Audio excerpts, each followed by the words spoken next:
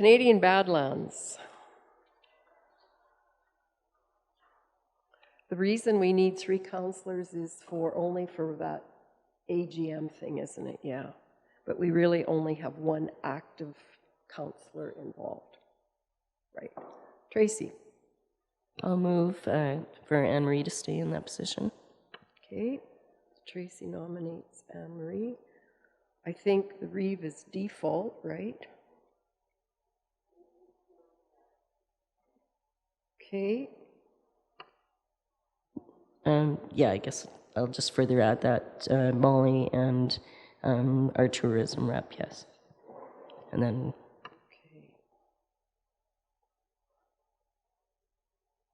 Okay, Molly and... All right, we need a motion to cease nominations. Wayne? All in favor of that motion? And a motion to appoint. Clarence moves. Okay. Anne-Marie Reeve, tourist rep. All right. Do we vote on that? All in favor? I'm losing track. Okay. City of Brooks Recreation, Parks and Culture. We need a motion to appoint, and we have a missing member at large still looking for someone. Okay, we have a motion for that, please. Brian, all in favor? Opposed? Motion is carried. Councillor Compensation Review Committee.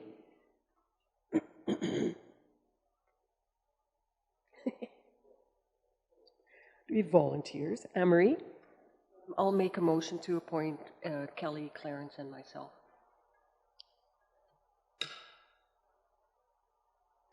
Anne-Marie, Kelly, Clarence, moved by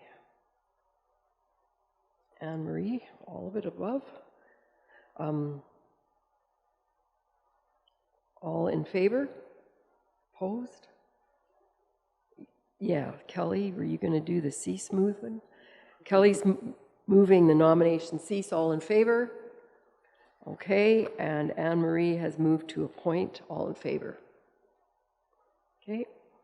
County of Newell Library Board, 1 councillor and 9 members at large, and the 9 members at large with a few blanks are listed there as well. Motion, Clarence. I'd like to nominate Kelly as a council rep. Further nominations? Further nominations? Further nominations? I'll move that nominations cease. All in favor of that? Opposed? Nobody? And a motion to appoint. Alan moves. All in favor? Opposed? Motion is carried. And then down below, we need a motion to appoint the members at large. Item B, Brian moves. All in favor? Opposed? Motion is carried. Crime Stoppers Board, Rural Crime Watch, Safe Communities Committee. 1 councillor. Tracy. I was just going to ask the question if this also was a committee that is necessary. I know when my time on it, it was questionable whether it's a productive. Safe committees typically is handled mostly a lot by staff. So just kind of throwing it out there.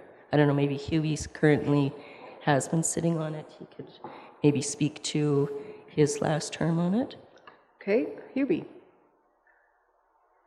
Well, Peter has not had a meeting here for 2 months.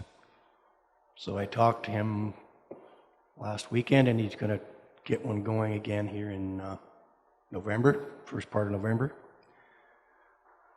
But I did make a motion last year to change the membership fees so that we would have membership fees every year instead of $20 for a lifetime membership, because I said people don't seem engaged and interested in it unless they become a member every year and pay their membership. So that's going to be on the agenda at the AGM. And I think it's going to pass. So, and you were there too, Anne Marie, at that meeting. So, But do you want to stay, I guess? oh yeah, definitely. Yep. Okay, so Hubie, that's the membership in the Rural Crime Watch, Yes. is it? Yeah. Okay. A lot of the reports that Safe Communities is much the same as what we get here from the RCMP and our bylaw enforcers. So that's kind of a duplication, of, although there is the mock car crash for the students, which is a good thing, and they always have that in May. And they put up some signs around town and different crosswalks for pedestrian safety, so that's beside the police reports. Kelly? So my question is, how does this work for county residents? What are we benefiting as a county from attending these meetings, Hubie? That's what I want to hear. Crime Stoppers and 911. Well, it keeps people informed of what's going on, I guess. If the reports were publicized more, then people would know what's going on. And they do put those reports in the paper, so. Kelly? I'm not getting the answers that I'm looking for.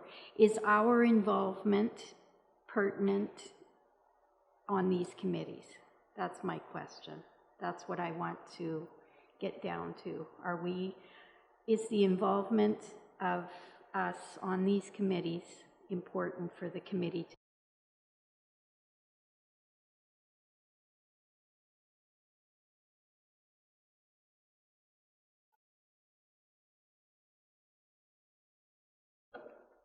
aspects of the community. So I think we should have somebody on there all the time. Okay. I think that's fair enough. And with all of our committees, I think it's fair to ask these questions. But so we need a nomination. Brian nominates Hubie. Any further nominations? Any further nominations? I'll move nominations cease. All in favor? Opposed? And we need a motion to appoint Hubie, and Kelly will make that motion. All in favor? Opposed? Motion is carried. Emergency Management Committee, which we learned yesterday should have a name change, right? Emergency Management Advisory Board or Committee. All right. We need 2 councillors as well as the Reeve.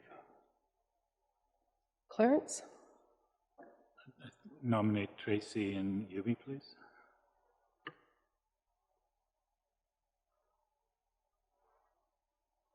Any other nominations? Any other nominations? Any other nominations? Thank you, Ellen. All in favor of ceasing nominations? And we need a motion from somebody to appoint. Anne Marie moves that Molly, Tracy, and Hubie are on the Emergency Management Advisory Committee. Fire Area Committee. So this is Kelly. And who else is on this right now? I am? I think it's Anne Marie. Yeah. Okay. Perfect. Tracy? So I'll make the motion then for Kelly and Anne Marie. Any further nominations? Brian.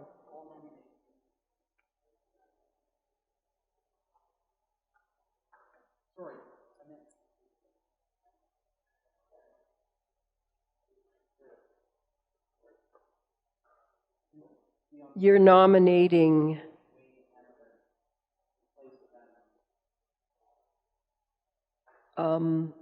I'm confused. Okay. That's what not to in place of. Forget the election. Wayne, you go for it, Wayne.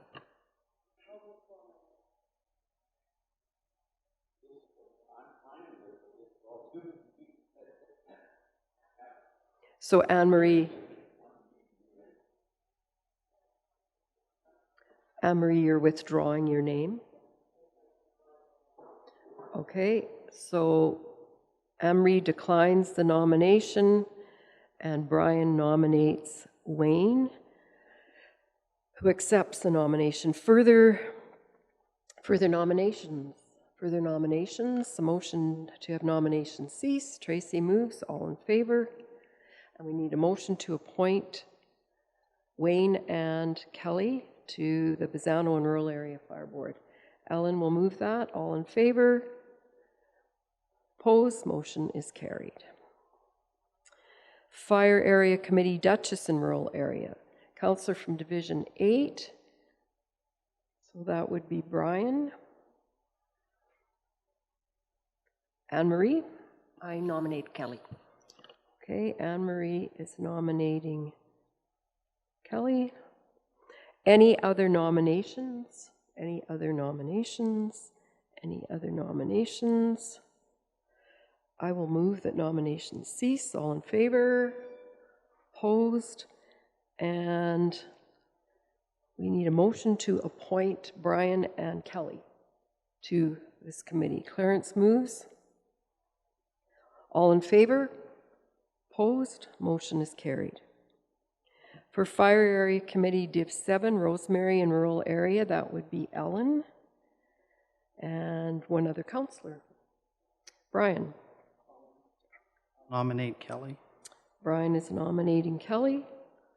Any other nominations? Any other nominations? I will move that nominations cease. All in favor? Opposed? And we need a motion to appoint these two people. Lionel is going to move that. All in favor? Opposed? Motion is carried. Kelly and Brian are on, or Kelly and Ellen are on the Rosemary Fire Board. Foothills Little Bow, we've got that covered. Grasslands, Regional FCSS. We need a councillor and one member at large. Wayne. Wayne nominates Clarence. Are there any other nominations? Any other nominations? Could I have someone move that nominations cease? Kelly moves. All in favor? And a motion to appoint Clarence. Lionel moves. All in favor? Opposed? Motion is carried. And a motion for our member at large to that appointment. Ellen moves. To appoint Cindy Wolfer. All in favor? Opposed? Motion is carried. Our Grievance Salary Negotiation CAO Performance Evaluation Committee. Reeve or designate, Deputy Reeve or designate, and one other councillor. I think it's been Clarence. Tracy. So then I'll move Molly, Brian, and Clarence. Yes.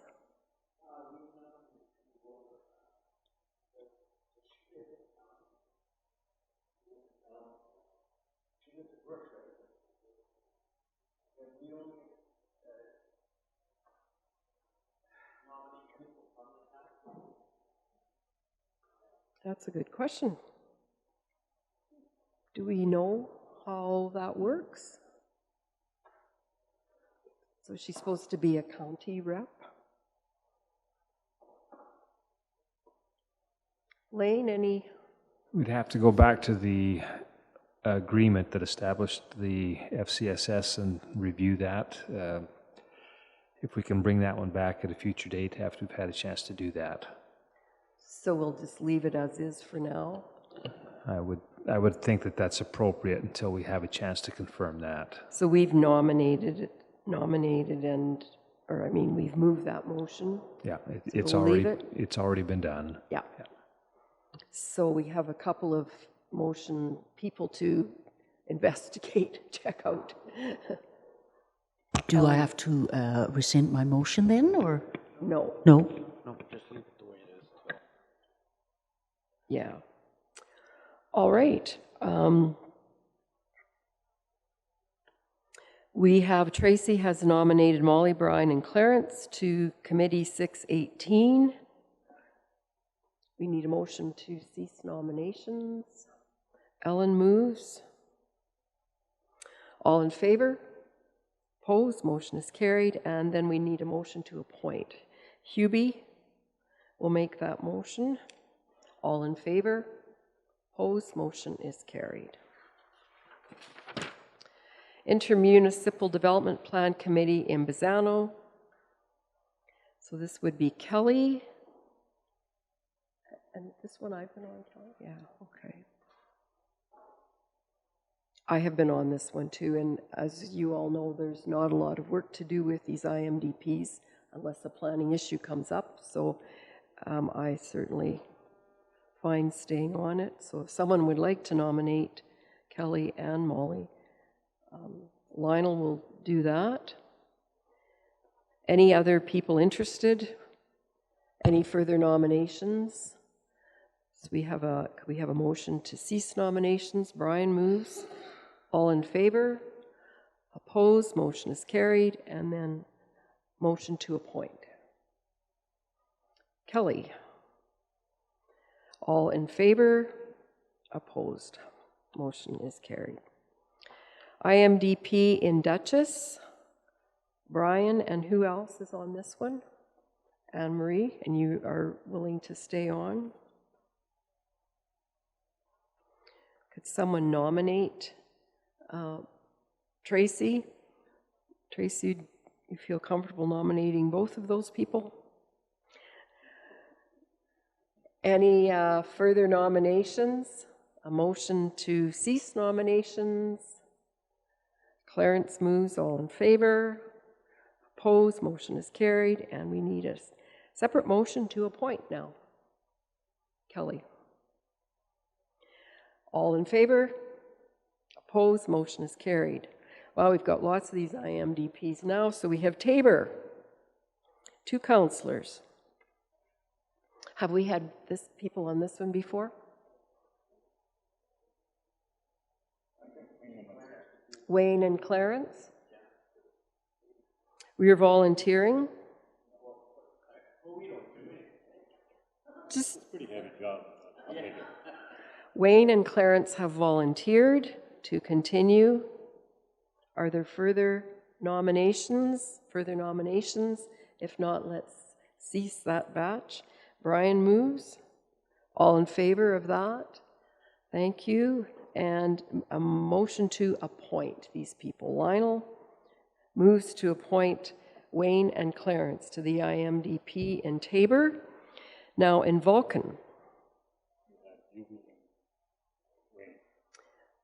Hubie and Wayne, would you volunteer again? So we've had 2 volunteers. Are there any other motions or nominations or volunteers?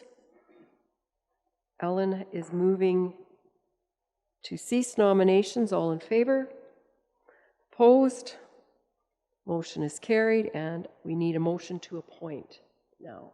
Kelly will move that. All in favor? Opposed? Motion is carried. IMDP with Wheatland. Who's this one? Kelly and Molly will volunteer.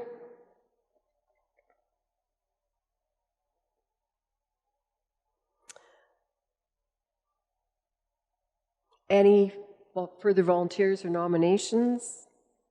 We have a motion to cease. Anne Marie moves. All in favor?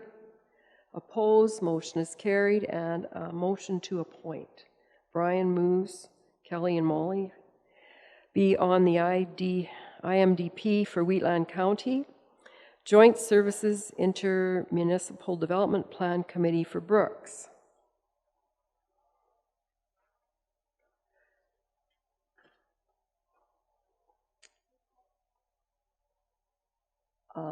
Lionel, Tracy, and Molly who has been doing this. Lionel?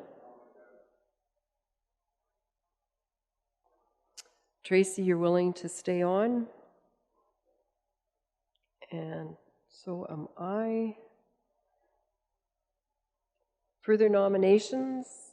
Further nominations. A motion to cease nominations moved by Kelly. All in favor? Opposed? Motion is carried. And so motion to appoint Lionel, Tracy, and Molly to the Joint Services Committee. Hubie moves. All in favor? Opposed? Motion is carried. Mayors and Reeve is the Reeve.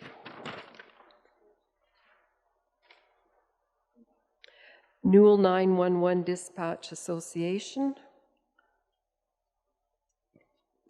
Anne-Marie? Nominate Brian. Anne-Marie nominates Brian. Further nominations? Any further nominations? A motion to cease nominations. Tracy moves. All in favor of that? Opposed? We now need a motion to appoint Brian to that committee. Clarence moves. All in favor? Opposed? Motion is carried. Newell Foundation.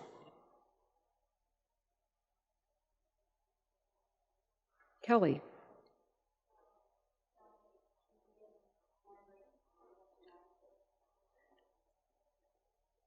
Hubie, and Kelly has nominated Anne-Marie and Hubie.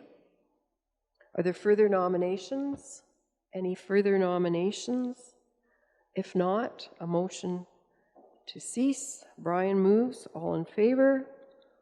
Opposed? Motion is carried. And a motion to appoint these two people to that committee is moved by Tracy. All in favor? Opposed? Motion is carried. And we have we have to pass a motion to appoint Eileen Dunn as a member at large. Hubie will make that motion. All in favor? Opposed? Motion is carried. Newell Recycling and Solid Waste Management and Sewa. Tracy? I'll nominate Lionel. Tracy nominates Lionel. Are there further nominations? Any further nominations? I will move that nominations cease. All in favor? Opposed? Motion is carried. And we need a motion to appoint Lionel. Hubie will move to appoint Lionel. All in favor? Opposed? Motion is carried. NRSC, 2 councillors. Anne-Marie.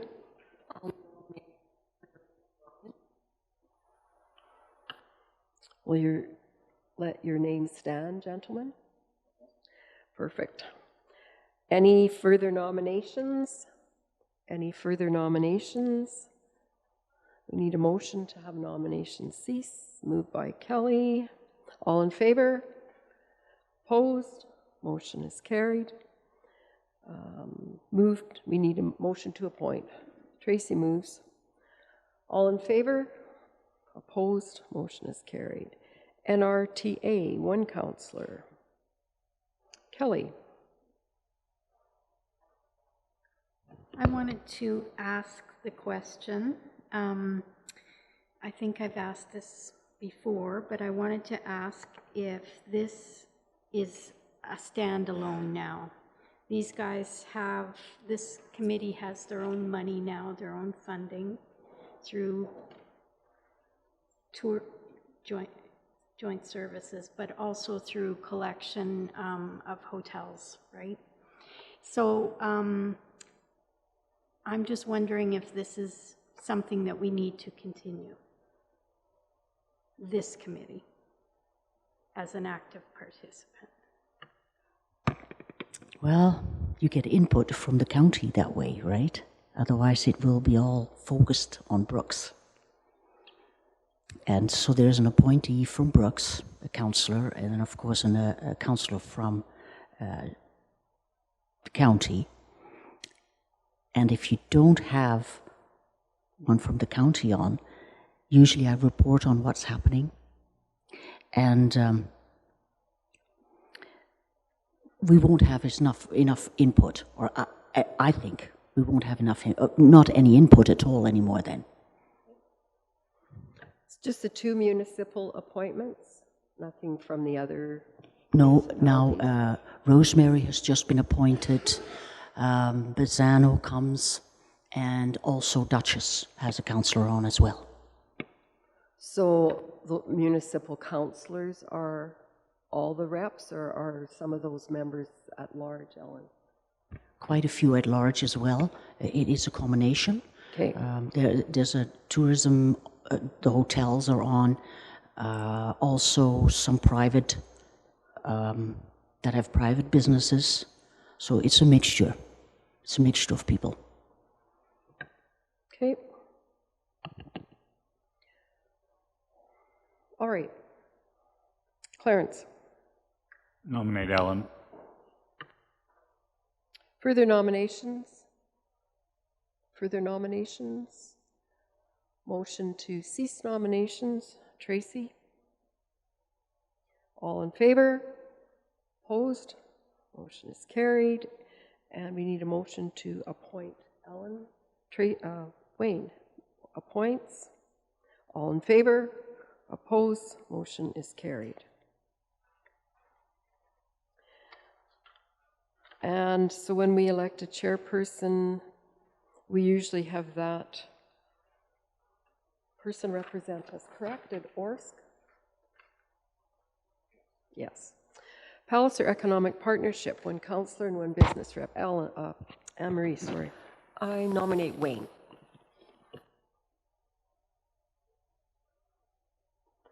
Further nominations? Further nominations? No further nominations. I will move nominations cease. All in favor? Opposed? Motion is carried, and we need a motion to appoint Wayne. Lionel moves to appoint Wayne. All in favor? Opposed? Motion is carried. And we need a motion to appoint Diane DeClerc as the business rep. Anne-Marie will move that. All in favor? Opposed? Motion is carried. Rec Board for Divisions 5 and 10. We have a motion that's printed out there to appoint our councillors and the rest of the at-large members. Hubie will make that motion. All in favor? Opposed? Motion is carried. Rec Board Div 6. Need a councillor for that one. Okay. Okay. I would do that with Kelly.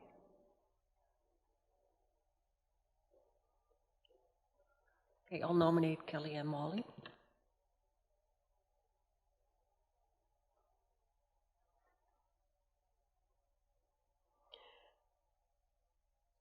Were there any other people dying to be on that committee? Because I see that it's just, there's sort of any other nominations, I guess. I shouldn't say dying to be on that committee. Any other nominations? Seeing no further nominations, just in case somebody could maybe move that we cut the nominations off, Hubie, at Molly and Kelly. Well, I guess it's just Molly. All in favor of that? That motion is carried. And now Anne-Marie has moved that we be appointed to the board. All in favor? Opposed? Motion is carried. Red Deer River Municipal Users Group. An alliance. Anne-Marie or Brian? Brian moves. Anne-Marie nominates. Right. Any other nominations? Any other nominations? Hearing no other nominations, I will move nominations cease. All in favor? Opposed? And a motion to appoint. Kelly moves to appoint Anne Marie to that committee. All in favor? Opposed? Motion is carried. Road Band Committee is the Reeve, the Director of Municipal Services, and 2 other councillors. So we need 2 other councillors.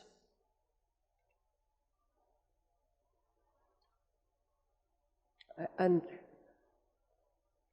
who has it been? Lionel? I was on, and we aren't very active, but it's probably not a bad idea to have Yeah, in place in case we need it. totally. I would let my name stand again. Okay, Lionel's going to volunteer.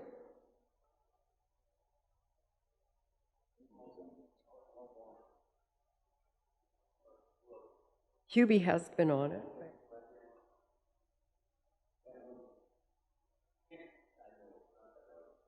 So Hubie and Lionel have volunteered.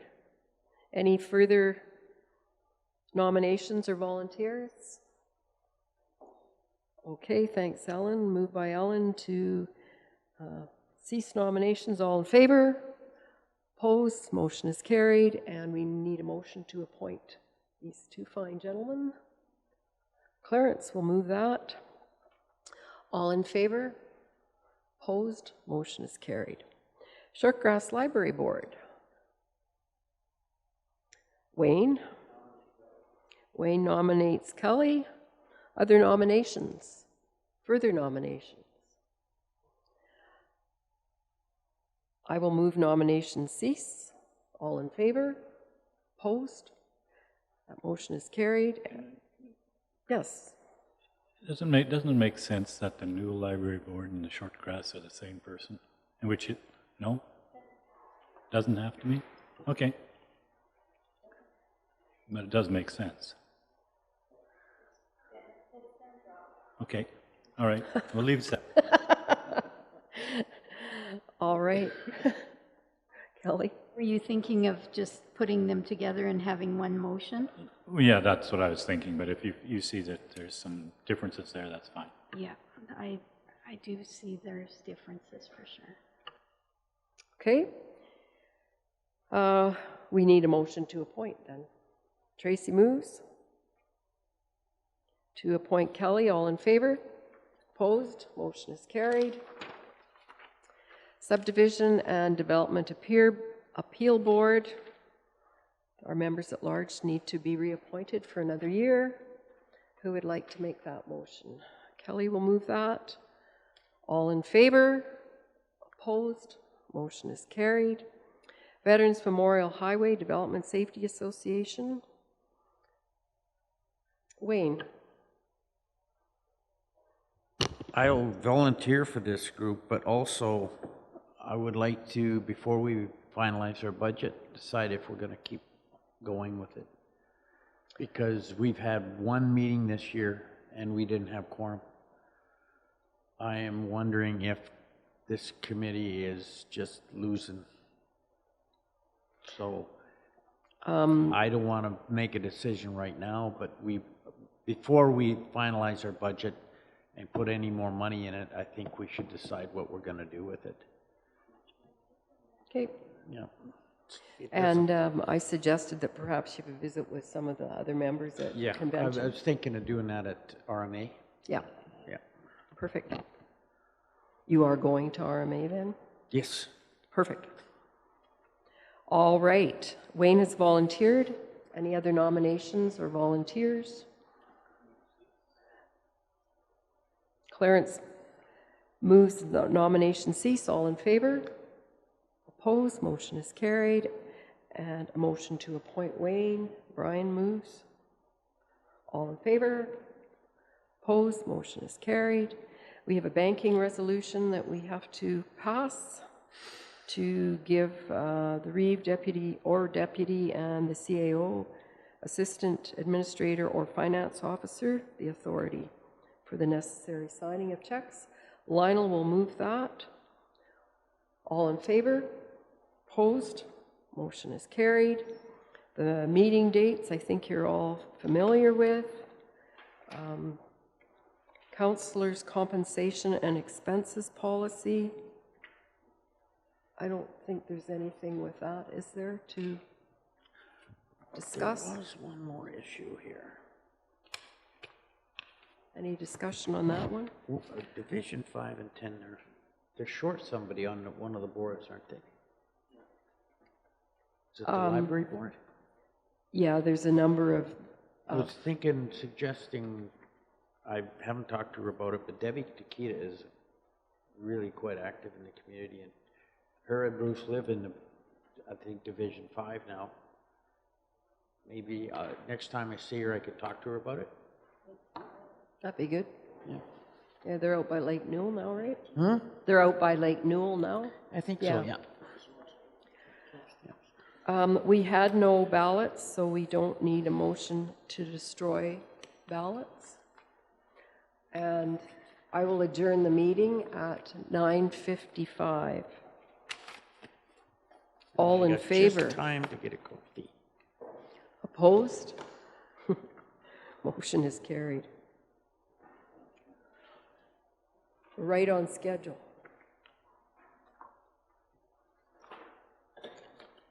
Clarence, I didn't keep you waiting.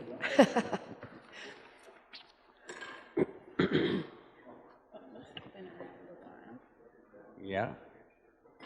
Are you recording the budget? I get it. Are you recording the budget this morning? The budget's coming down, isn't it, from the provincial budget? Oh, we might be out of here then. Your quota.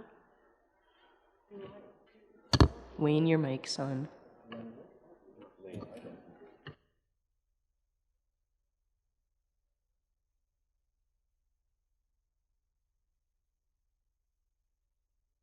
We'll just wait till Pam's back in here for the recording.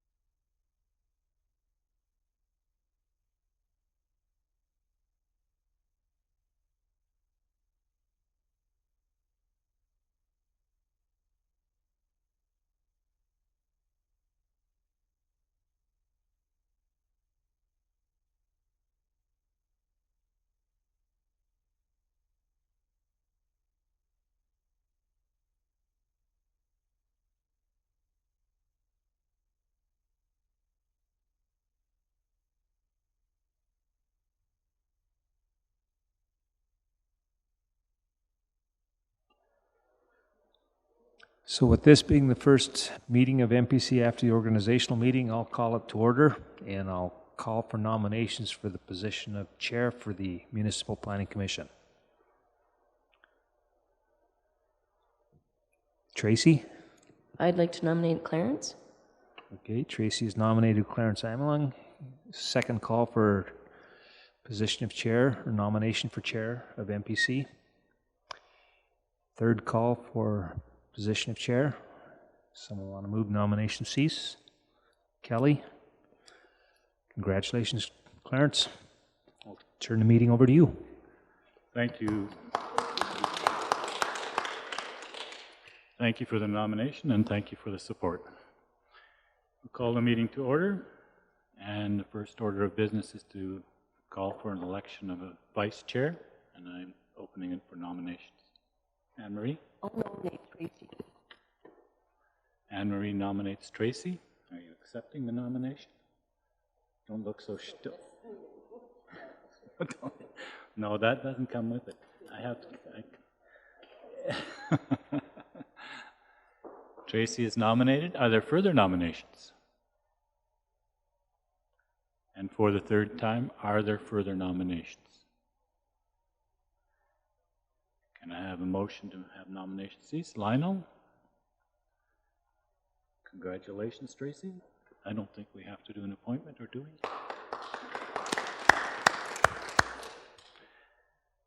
Okay, no one is excused. Minutes from October the 10th have been circulated. Any errors or omissions? Molly? Move adoption as circulated. Any discussion? All in favor? That is passed. Any post-agenda items? Yes. I'd like to just quickly introduce our new planner, if that's okay. This is Haley Winder from Orsk, and she will be presenting the subdivisions and helping us out with development permits and doing land use amendments and all that fun stuff. So, Haley, this is the council. Well, welcome, Haley. We've seen different people in the chairs the last couple of meetings, so now this is permanent for as far as we're concerned. Good. Well, congratulations and welcome. Seeing no other changes in the agenda, could we have an adoption of the agenda, please? Yubi? All in favor? That is passed. Development permit. Shanley. Development permit 2019078 is to provide approval for an existing accessory building. The applicant installed the accessory building in that location to provide protection for his water system. The applicant is requesting a 90-foot variance to the front, bringing the 100-foot down to 10 feet. The County of Newell has a registered caveat on this parcel for road widening of Range Road 143 and have discussed this with the applicant, and it was agreed that the condition of approval for this permit would be that the county exercises their rights under the caveat that the owner of the parcel will be responsible for relocating the building at their own expense should we want to widen the road. There was no issues or concerns from staff and Orsk. There was no response from adjacent landowners, and we're recommending approval with conditions. Are there any questions? Lionel? I'll make the motion for approval. Approval as presented.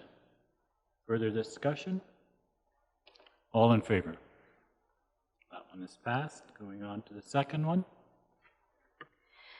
My second and third development permit applications are for the same parcel. The first one, 2019079, is for an application to install a moved-in dwelling with a covered deck and a garage.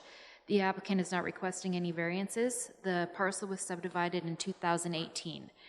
They are going to install, one of the conditions is to install a septic tank and field. That was a condition of the subdivision.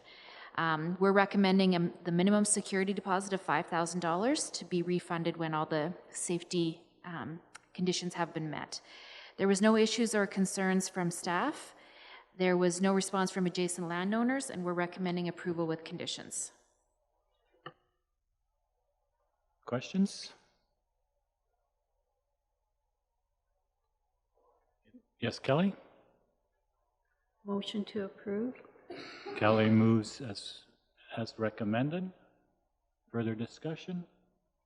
Seeing none, all in favor? That one is passed. Going on to the second part of this. Development permit 2019080 is for the approval of an existing Quonset and a grain bin with a variance to the front setback. The applicant is requesting a 30-foot variance, bringing the 100 feet down to 70 feet. We don't have, our assessment records don't show when the farm buildings were installed. There was no issues or concerns from staff. There was no response from adjacent landowners, and we're recommending approval with conditions. Discussion? Molly? Molly moves approval as recommended. All in favor? That one is also passed. Going on to our last one. Or two more. 7-4. Sorry. Development permit 2019082 is for the approval of a 2008 manufactured home with an addition and a deck as second dwelling on the site. The applicant has an approved development permit from earlier this year for a single-family dwelling attached garage. A condition of that permit was to remove the manufactured home. He has since decided that he would like to keep the manufactured home for 2 years and then remove it from the site. He's requesting a variance for the manufactured home of 41 feet, bringing it from 100 feet down to 59. There is a farm building also that is too close to the setback, which he also plans to remove. He's asking for a variance to the compact in nature of the two dwellings. However, once the manufactured home is removed, it won't be an issue. There was no comments from adjacent landowners. There was no issues or concerns from staff. Anne-Marie. I'm willing to make that motion, but I have a question about the temporary permit. The mobile home is already there. It's an agricultural piece. Can't we just give him a permit to keep it there? And if he decides to remove it in 2 years, fine. If he decides to keep it another year or forever, would that be an issue? It would not be an issue for staff, or no. So, Making the motion to permit the second dwelling permanently.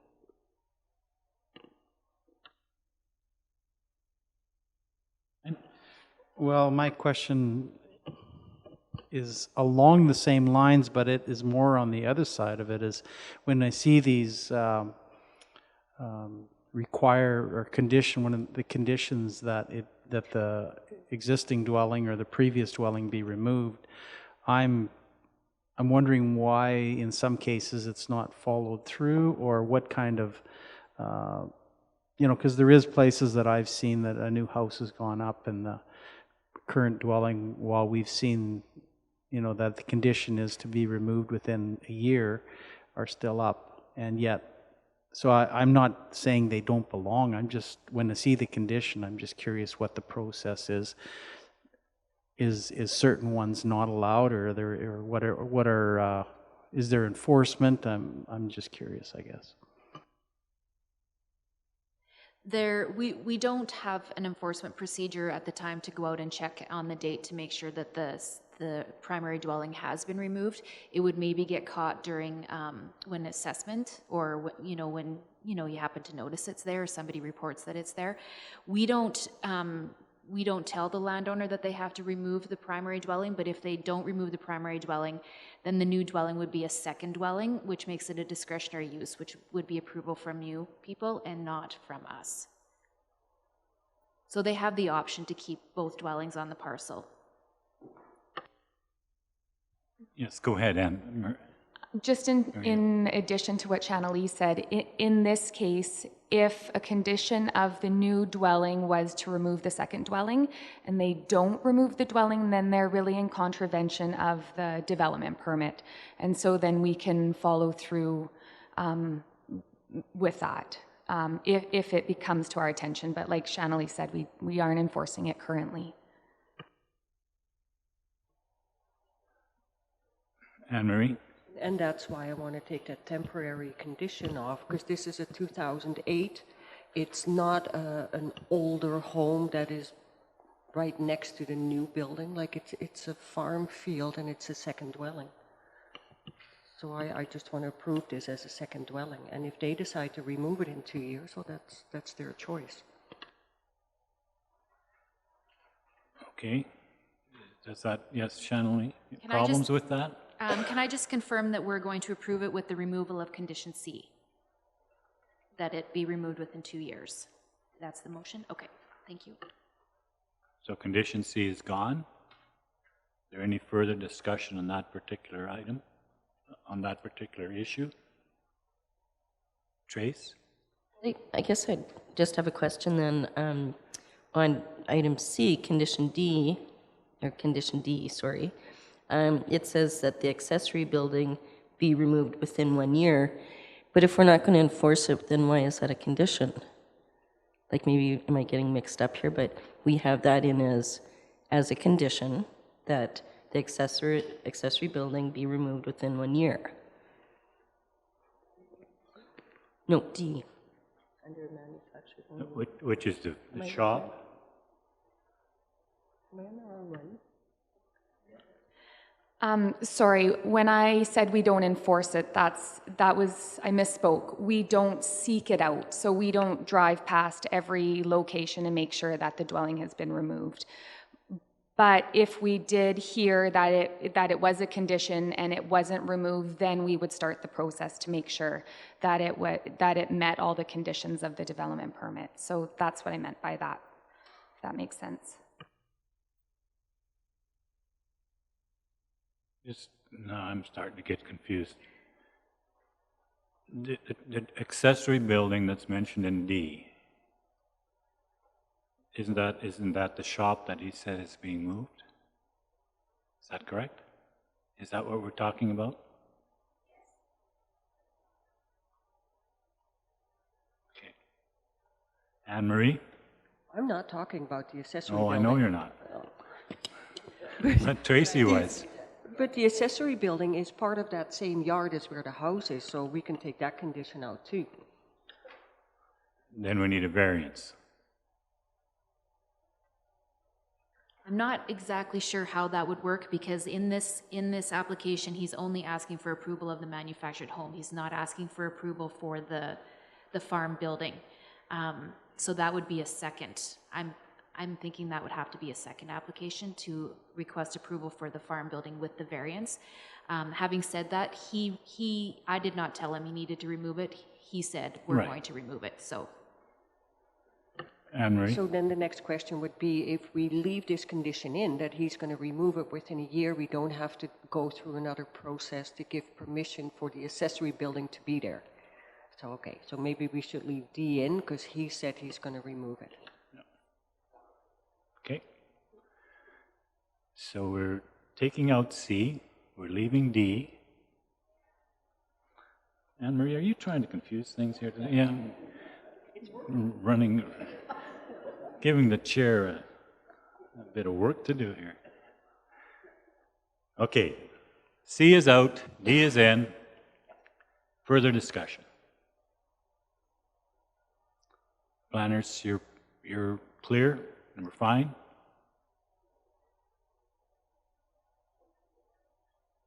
Yeah, Anne-Marie.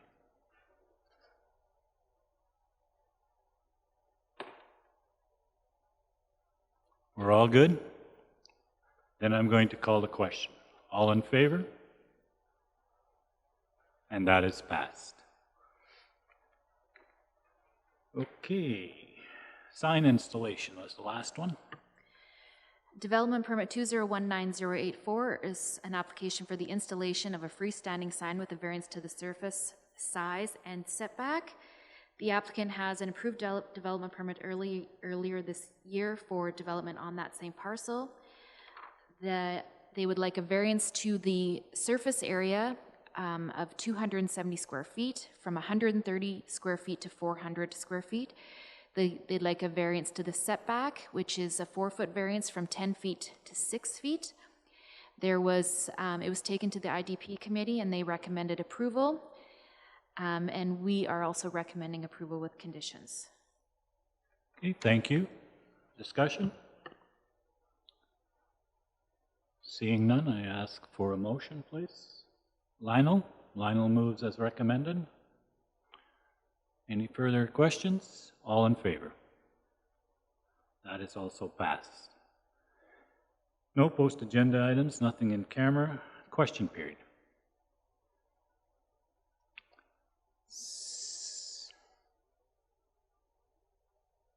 Okay? Then I will adjourn the meeting.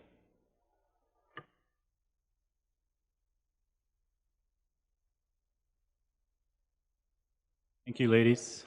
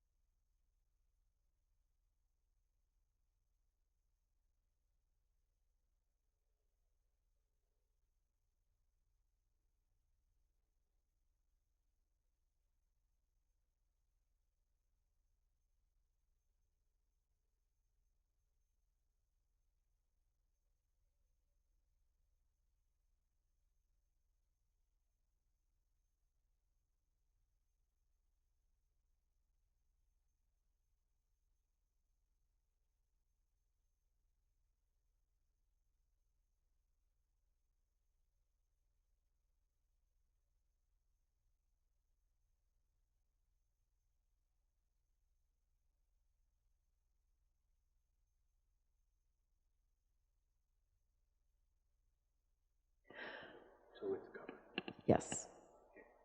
Okay, I'll call the council meeting to order. No one is needing to be excused, so our minutes from October 10th for approval or amending. We have a motion for that? Clarence moves approval of the minutes, adoption of the minutes. All in favor? Opposed? Motion is carried. Are there any post-agenda items today? Seeing none, I'll ask for a motion to adopt the agenda. Anne-Marie moves. All in favor? Question period, notice of motion. Move on to bylaws, item 7.1, the IMDP with Cypress County.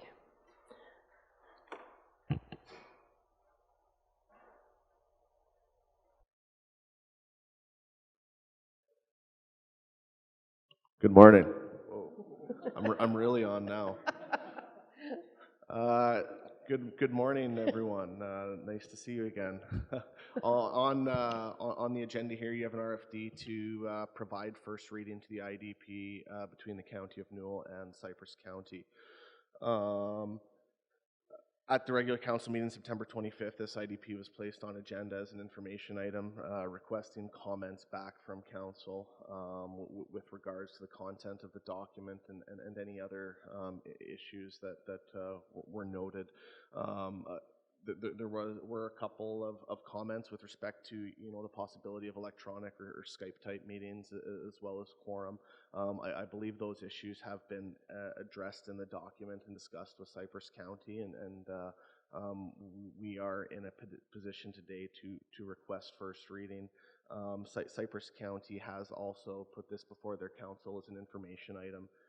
And they will be moving for first reading at their meeting on November 5th, 2019. Through discussion with our contracted planning service, ORSC, a minor issue, and maybe not an issue is the wrong word, was identified that there is some language in this document that is similar to some language from previous documents or some other IDPs that have been written. I guess just to identify that at this point, that we're going to work together and take a look at the specifics of it, and at the time of the second reading, we may come at the public hearing with an amendment to either credit ORSC in the document for partial creation, or we may look at changing some verbiage and exactly how it reads, but more than likely the verbiage won't change. It would just be noted in the document. But again, that will be discussed here over the next 6 weeks. We plan to have the public hearing at the meeting of December 5th, I believe, or December 7th. Anyways, the first meeting in December. So what we're looking for today is a first reading of the bylaw as presented.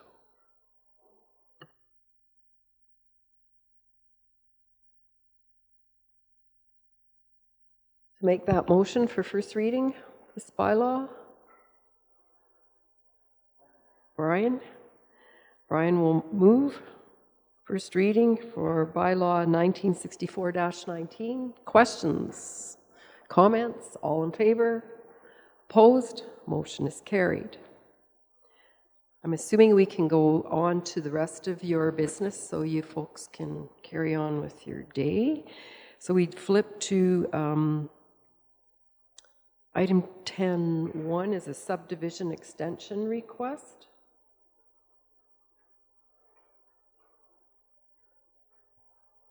Good morning, Council. Oh, there you go. Can you hear me? There we go. Just to remind you folks of the subdivision application, it was quite a few years ago, so just to refresh your memories, it was a rural business, rural industrial subdivision on the southwest corner of 91914 west of the 4th Meridian, to create approximate 25 meter by 201.92 meter parcel adjacent to the southerly boundary of the subject parcel be subdivided and consolidated with the adjacent parcel to the south, and that was approved. So just it was approved on September 22nd, 2016, and endorsed on September 22nd, 2017. This applicant is looking for a second time extension to ensure that all of the consent has been met. All the conditions have been met currently, but just looking for some consent and a bit more time to finish up one final condition. So our recommendation is that we grant the second and final time extension just to ensure that it can be done and completed within the next year. So that's for me. Questions? Clarence? So from what you're saying, there has been movement, but it's just not quite there yet. It's not like it's totally standing still. Yes, the applicant has completed the majority of the conditions, just the single final consent condition from I believe it's a utility. So it would be a simple matter of getting those documents in order. We do believe that the applicant is capable of completing this condition within the year given. If that's not the case, however, we would recommend that he would have to reapply for a subdivision at this point. So. Any other questions? Motion to support this recommendation? Kelly? Kelly is moving the subdivision extension request, and so obviously the applicant will know that it is good for the year only. Yeah. No further discussion. All in favor? Opposed? Motion is carried. Is that everything on your... Perfect. Well, so welcome, Haley, and hopefully you'll enjoy working with our group here. All the youngsters, you know, from my point of view. So it looks like you'll fit right in. Thank you so much, Emma. Looking forward to working with you folks as well. Good. Hey, you know what? I just thought maybe we whip around the table and let Haley know what part of the county we're from. She's got a lot to learn. So we'll start over there with Lionel. Good morning. I represent Division 10, which is north and east of Brooks. Good morning, Haley. Huey Kellen, Division 2, Tilly. Good morning. I'm Tracy Fife, and I represent Division 5, which is west and south around Brooks. Anne-Marie Phillipson. I'm from the Patricia area.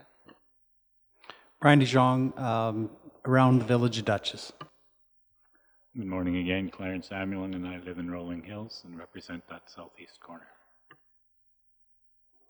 And I'm Molly Douglas, and I get to chair the council meetings as a big part of my job.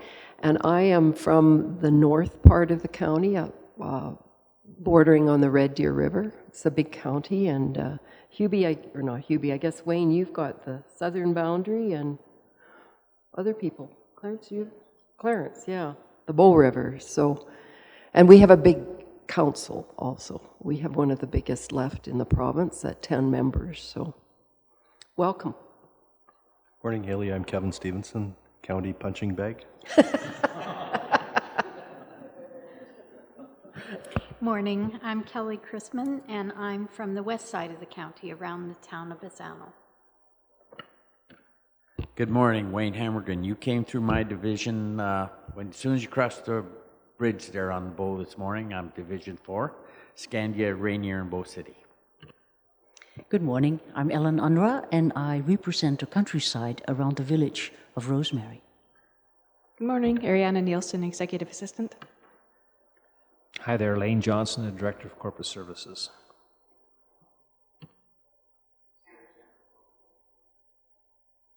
And of course, Erin's behind you. She has your back. Thank you, ladies. Have a good day, or rest of your day.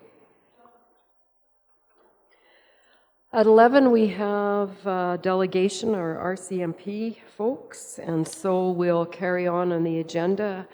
Item 9 is at 1 o'clock for Todd and Ag Service Board, or somebody from Ag Service Board. So we'll go to item 10.2, the PACE program, which we heard about at Foothills Little Bow. Yes, this is just following up on the presentation that was made during the September Foothills Little Bow meeting. I guess the discussion and question for council to consider is whether or not you are comfortable in providing a letter of support for the initiative that PACE is trying to implement throughout the province. Really what they're looking for at this point is a core level of support across the province that would help drive the changes that are required at the provincial level so that their program can proceed, and that municipalities would then be in a position to initiate the program if they choose to do so at a later date after the changes have been made at the provincial level. That's really the crux of the matter that's before council. As they presented during that meeting in Lethbridge, the program can go ahead once changes have been made at the provincial level, and there would be no cost to the municipality. The funding for improvements that property owners would like to move ahead with would come from private sector sources. The municipality would simply collect the payment and forward that on to the agency that has provided the funding for the homeowner or property owner to proceed. So that's really what the program is about, and it's just a question of whether or not you see fit to provide a letter of support for the organization. All right, folks, what do you figure? Ellen?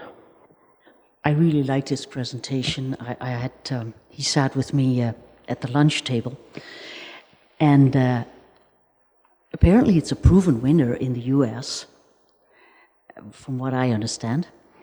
It certainly is a job creation for our province. And now with the lower emissions on carbon, all those policies, I like it. I'm in favor. Brian?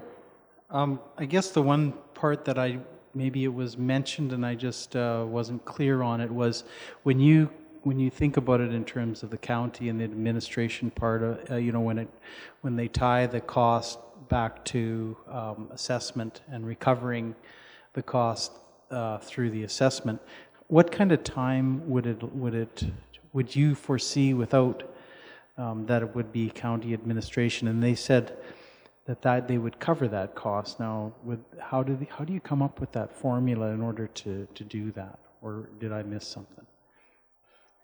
It was my understanding from the information that he presented there in Lethbridge that they actually pay a fee to the municipality for collecting the payment that has to be remitted to the funding agency. As far as the time involved, I don't anticipate it being even as much as would be required for implementing a local improvement levy bylaw. Once the information is entered into the system, there is no additional effort that's required. Each application that a homeowner or property owner wanted to go ahead with, we would have to quite literally make an entry into their tax roll, and then it would just generate the information or transfer the payment required to their property tax statement on an annual basis, and we would just collect it and then remit it to the agency that provides the funding. The actual number of hours involved per account, I can't imagine that it would be very much at all. But like they indicated during the presentation in Lethbridge, there is an actual fee that they do pay to the municipality that covers off the time and effort involved by the municipality. That's all the details that I have. Were there any other questions? Wayne? And do we have anything like if we sent out a bill to the property owner and they decide to pay our taxes and all of that, but not this additional cost, who would enforce that?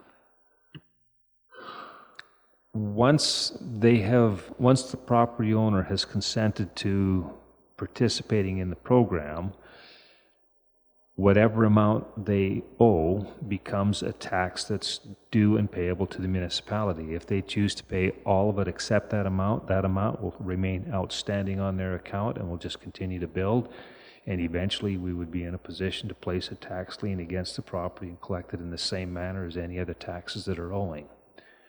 it becomes a tax that's due and payable by the property owner and collected in the same manner as any other tax. If you're ready, I would be willing to make a motion to approve. You can make a motion and then we can carry on with the discussion. Any other questions, comments? Lionel, Anne-Marie, maybe? Clarence, maybe? Well, if it's cost neutral for the county, then it's up to the individual. They take any risk with repayment. I am actually in favor of supporting this. Well, I'm still on the fence. In Lethbridge, I struggled with it, and now again reading it, it's a private company, and their setup is very smart because you go through the municipality, so you're guaranteed your money. It's a green program. It's good. I'm still struggling with whether that shouldn't go through the normal process of getting a loan at the bank and let the bank do the financial part rather than a municipality dealing with it. And so yeah, I need to think about it more. I need to talk to more people about it. I need more feedback before I'm comfortable making a decision.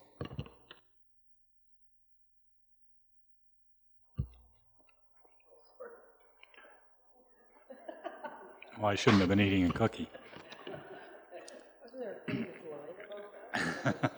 No, health minister. Yeah, right. Yeah, there was. You got a good memory. That's quite a while ago. You know, I really struggle with it. It's green. It's positive. You know, I'm building a pipeline. It's going to get product out to the West Coast. I'd like to do the same thing and for that. It's good. It's what we need in this province. And the point I'm trying to make is, where does it stop once you start doing this? What's so different about this as any other private business that wants to do things? And I'm not sure we're in that business. I worry about the fact that we'll be adequately compensated. It's just, it's not something I don't compare it to improvement, is what we do in local improvement. I compare it more to private business. And is this the way we're going to go in the future? If we do it for this company, do we do it for somebody else? And I just gave the one example. But I mean, what determines when we do this? So I really am. I'm on the fence a little bit.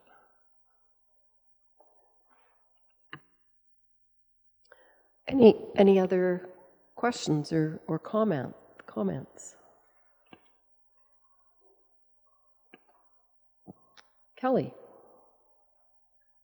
So the way I understood the request is that we're not locked in at this point, that if we were to approve this motion, that it would be support only that would go forward to the province. And then if we were to jump in with both feet, the council of the day, because this could take a while to get passed at the province, would decide whether or not to get into business with this company. I hear your concerns and you make a valid point. And you both commented that it is green, and that's in keeping with our philosophy in the county. So that's where I'm trying to balance that out. Would you be more comfortable if I changed my motion to, no, I don't think you would. I'm just thinking about additional information because it's the philosophy of getting into business with a private enterprise. So I'm answering my own questions now. But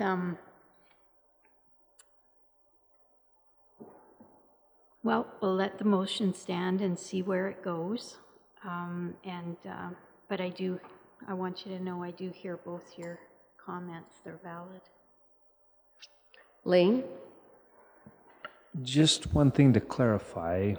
PACE is a non-profit organization. It is not a private for-profit company. It wouldn't be a whole lot different than, say, the Red Deer Water Users Group, who has taken on responsibility for protecting the Red Deer watershed, Red Deer River watershed. This is a nonprofit organization that is trying to facilitate the deployment of renewable energy that can be used by individual property owners. The one private piece that would be involved in this is that the companies who do the actual installations, and it's up to the homeowners to select those companies, they would be the private parties involved. But as far as the administration of the program, it is a nonprofit organization.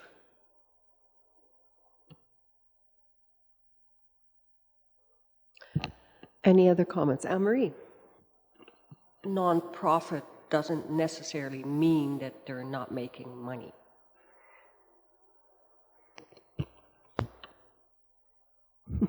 Well, the loaners of the money are definitely making money. So if you sit on the board of an insurance company or wherever they're getting their money from, I'm sure this... Yeah, I have a little bit of trouble with it too. But any other thoughts or questions? Clarence? Could we possibly postpone the decision until we've maybe had a chance to talk at the RMA a little bit about this? I'm also interested in what our CAO's opinion is.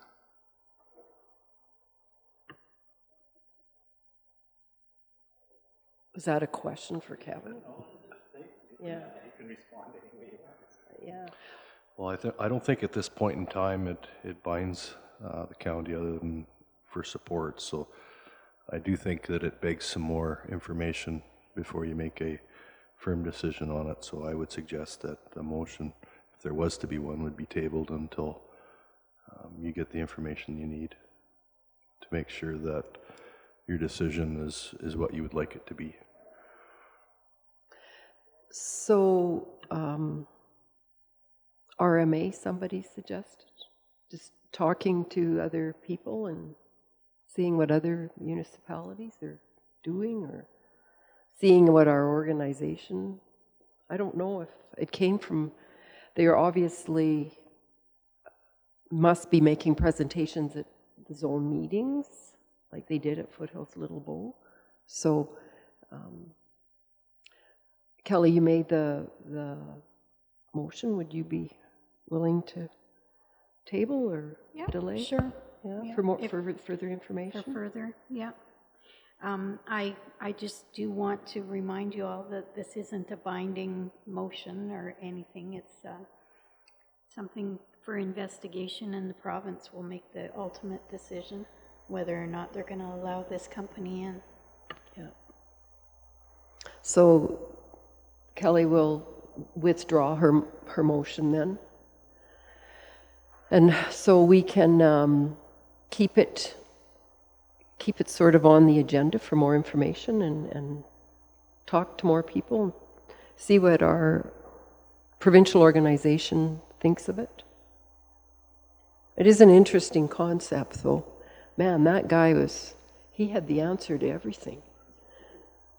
He was smooth. Too smooth. Yeah, there's something just too smooth. Yeah. Okay, thank you, Lane. Request for proclamation. This came out of our joint services group, trying to support small business Saturday. And in fact, I think they were doing some things, our economic development people, for this, and so Lionel and I suggested that it should be put on our agenda. So Lionel, did you want to make this motion?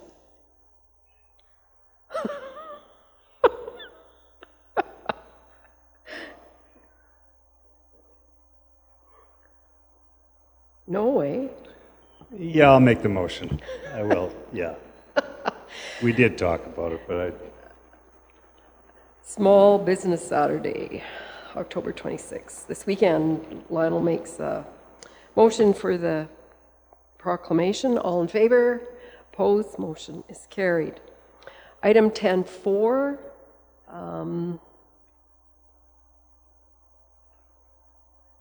Was the information that came from Darren Davidson that said he wasn't going to be around at convention, and so did we need to make a date with him? I asked Ariana to put it on the agenda. I think we've had fairly good interaction with them over the highways that we've been paving, and Mark and those guys. Was there anything from council that you wanted to talk to him about, Brian?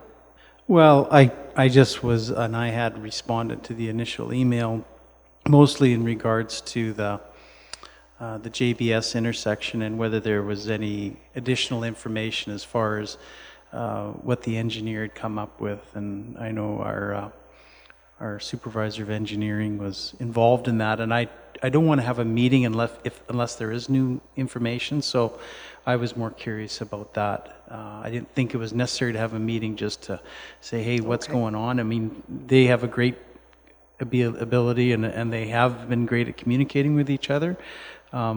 If there's nothing else to provide, that's not necessary, but that was my only angle, is if they were going to be around, it would be nice to hear what they've achieved or what they've gleaned from the study that they've done. And if not, where are we in the process? Because I think it was, I think our council was looking for some answers for some solutions to that intersection, I guess. Right, and certainly Jeff would be able to provide any updates on that. And Darren wasn't directly involved, it was the engineer, Jerry Lau. And so I certainly can make sure that Jeff tells us about it. The last meeting we had with JBS, we looked at I think we talked about the easiest thing to do at that intersection was presented, and that was to just stop the access from the cut off the part in the middle so that you could only turn one way. You guys heard about that, correct? So we had another meeting after that with JBS, and they understand that, I mean, they don't want that to happen. And AT understands that too. So I think we sort of threw it back at JBS, so what can we come up with that you guys could deal with? And that's sort of been where it's left. And so JBS was going to look at some of the statistics. They had the study, which hasn't been made public, but they were able to access the study through Jeff. And so they were looking at the stats. And quite often, their employees sort of get blamed for a lot of these things that happen there, and it often is not.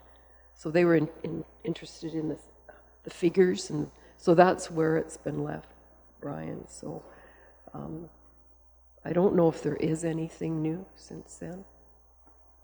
Yeah, and it's and that could very well be. It's just that, oftentimes we, or what's happened in the past with that particular intersection, it seems like it re-energizes itself when there's a fatality or a serious series of accidents over a period of time. And I think from council's point of view, we've indicated we'd like to see a solution that works for everybody, and I'm just curious how the process is moving forward. And that was the reason for my response, I guess. And AT has absolutely no money. That's their other response to, Kelly. There are new signs that just went up, and it says important intersection. Yes. and they're on the turning side of the highways. Yes. So I thought that was interesting because you've worked long and hard for years to get those signs up. It's crazy, yeah. Yeah. They have been up for a while, actually. So, but I don't think, in answer to Brian's question, I don't think there's anything new, but I agree that we need to keep talking about it, and our discussion with JBS will continue for sure, so that we're together on it. Yes? So how do we measure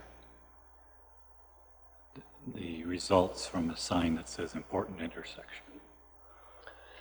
I'd say we probably don't. So I think the effects are, this is my own personal opinion and I have no basis or scientific knowledge of it, it's pretty minimal. Would be my suggestion. But anyway, it would be interesting if someone actually has some figures.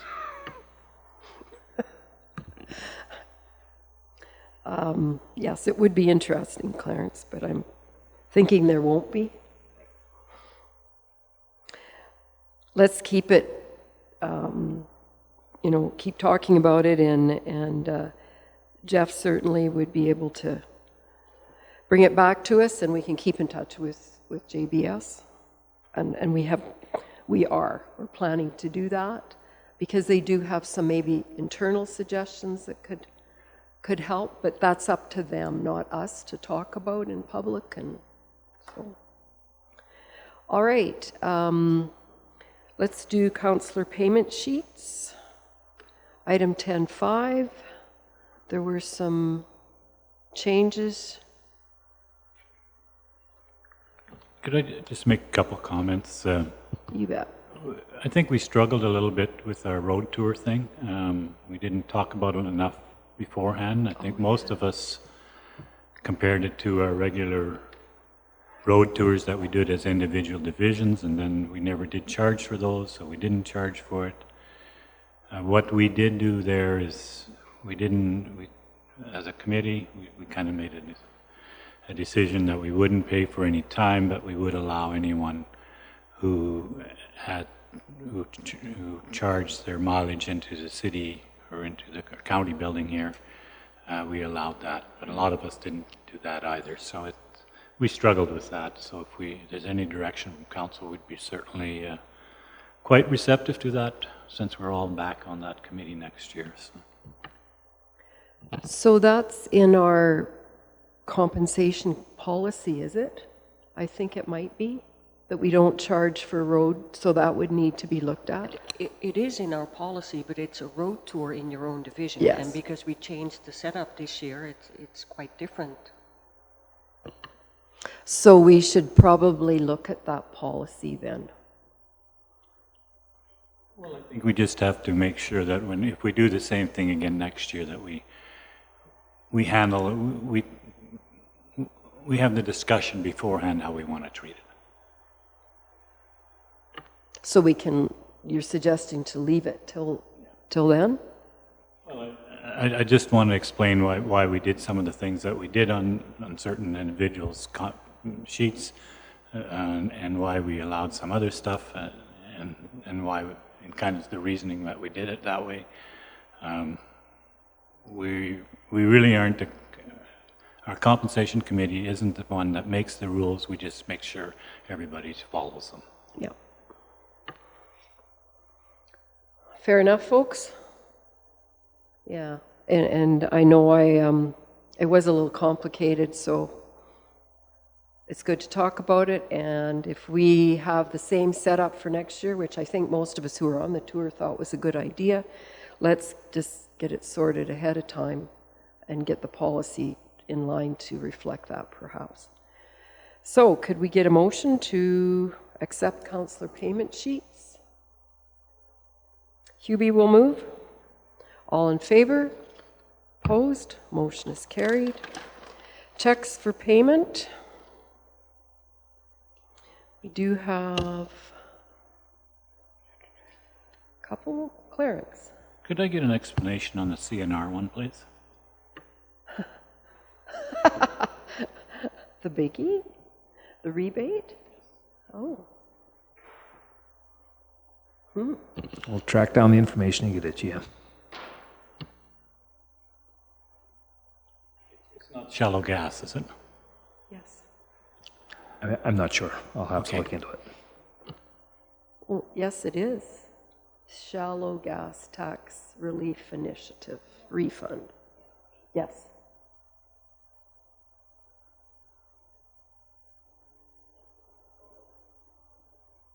That's the one that we approved the motion to refund the 30% to the shallow gas folks. So that's no problem. I thought you were trying to increase the talk about it. Good enough, Clarence? Somebody want to make a motion to pay those big bills? Anne-Marie? Question? Do you have a question? No? Okay, well, Lionel, I think, was going to make the motion. I'm not sure what's going on here. I wanted to find out for sure what it was before I made the motion. I was waiting for Lane's information.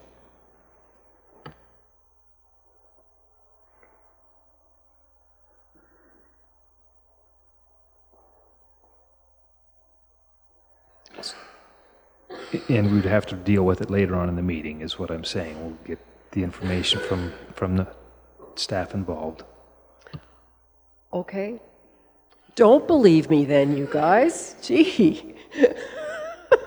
I want you to make up some better initials for SGRTI or TRI. I do believe you, Molly, but I was not going to base it on an assumption, that's all.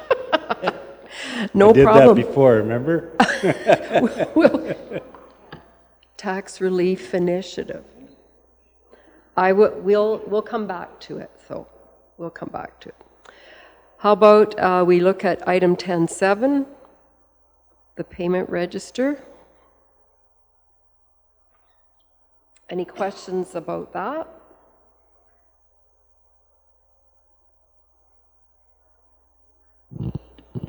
If not, can we do it? I will make the motion to accept the payment register. All right. Lionel has moved. All in favor? Opposed? Motion is carried. Do we have any requests for functions of council at this point in time? No? Well, let's move to our 11 o'clock delegation, seeing as they're all here and waiting. So welcome, gentlemen. 3 chairs, 3 people, it's all perfect. Hi, Bruce and Sebastian and John.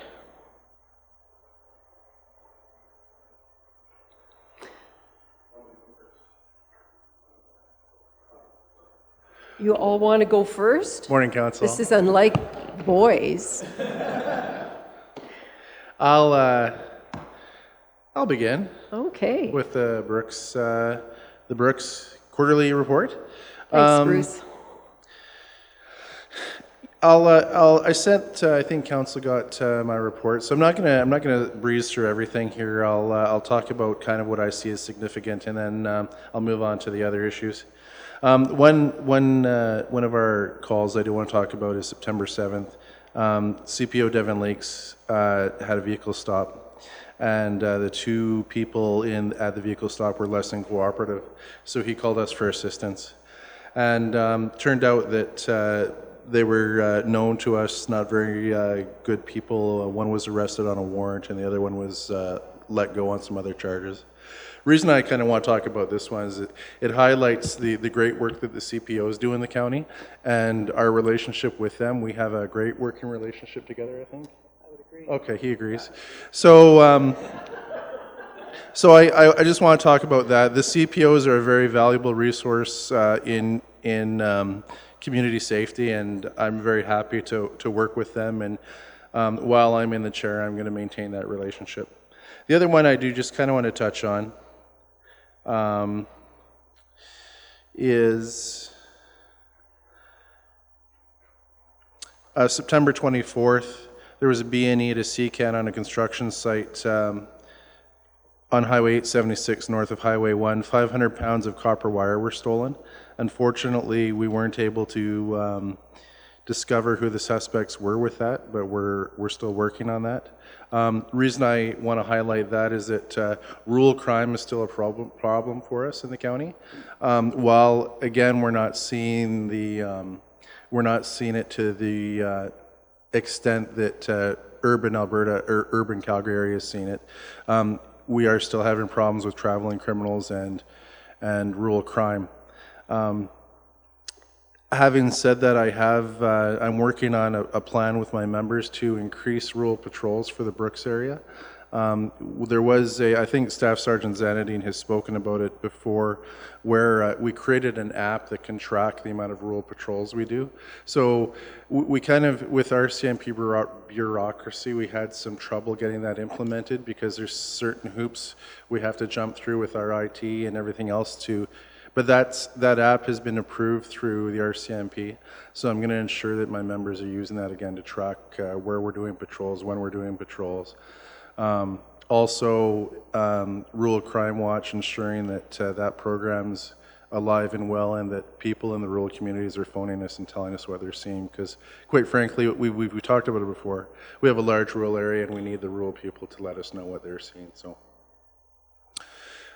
moving on from that, I'm going to speak, I'll just give you some of the stats for the quarter. We responded to 458 rural calls for service in Newell County last quarter. We lodged 101 prisoners. That was a combination of both rural and municipal prisoners. And the ladies at the front office completed 124 requests for criminal record checks. I'm going to move on to staffing and just talk about what's going on in my detachments. So I don't know if all of you are aware or not, but Staff Sergeant Zanadine has been seconded to South Alberta District as a district advisory NCO. So we've had some vacancy in our South Alberta office. So he's moving up there on a temporary basis to fill in as basically district manager is what we could refer them to. So in his absence, I'm moving into the acting detachment commander role, and I'll likely be in that role until April. I'll keep you, stay tuned for more news on that. I'm not sure if Staff Sergeant Zanadine will be moving up there on a permanent basis or not. That's a possibility, but I will keep you posted of that. Otherwise, until that happens, I'm your guy. So. We had a new recruit, Constable Spoljar. He started with us October 4th. He's originally from Croatia, but he comes to us from Spruce Grove. He was a plumber before joining the RCMP, plumber gas fitter, sorry. And he speaks 4 languages, Croatian, Bosnian, Serbian, and Albanian. So we welcome him to the detachment. He brings along a significant other who will be living with him. Sad news for our detachment with staffing is we're losing Constable Ali Basir, and Ali is our Somali member. So he really made that connection in the detachment with our large Somali population in town. So he's moving on to Surrey, BC. That's where he's from and where his family's from. So great move for him, but unfortunately we're sad to see him go. As you're aware, Jolene Fraser has resigned from Safe Communities. She's taken a position up north. So that leaves a huge gap in the detachment. The Safe Communities coordinator position is a very valuable position in my office. Jolene did a lot of great work for us. So I'm looking forward to a discussion about getting that back on track and finding somebody that can fill that position and fill that gap for us. Other than that, unless you have any questions, that's all I have for this quarter for you. Thanks, Bruce. Bruce, Clarence. Bruce, I'm not looking for a name, but the incident in Rolling Hills on September 24th, is that local or was that from somebody outside the district? Let me just have a quick peek at that. Is that the one I spoke about? No, this is the one where there was... Oh, it's September 26th. Yeah. September, yeah, oh, September 26th, right. Looking at the wrong line. There's a suspicious driver in the field outside. Yeah. And are you asking if it was a local person from Rolling Hills? I don't have the answer for that for you. I'm sorry. I'm not sure. Kelly?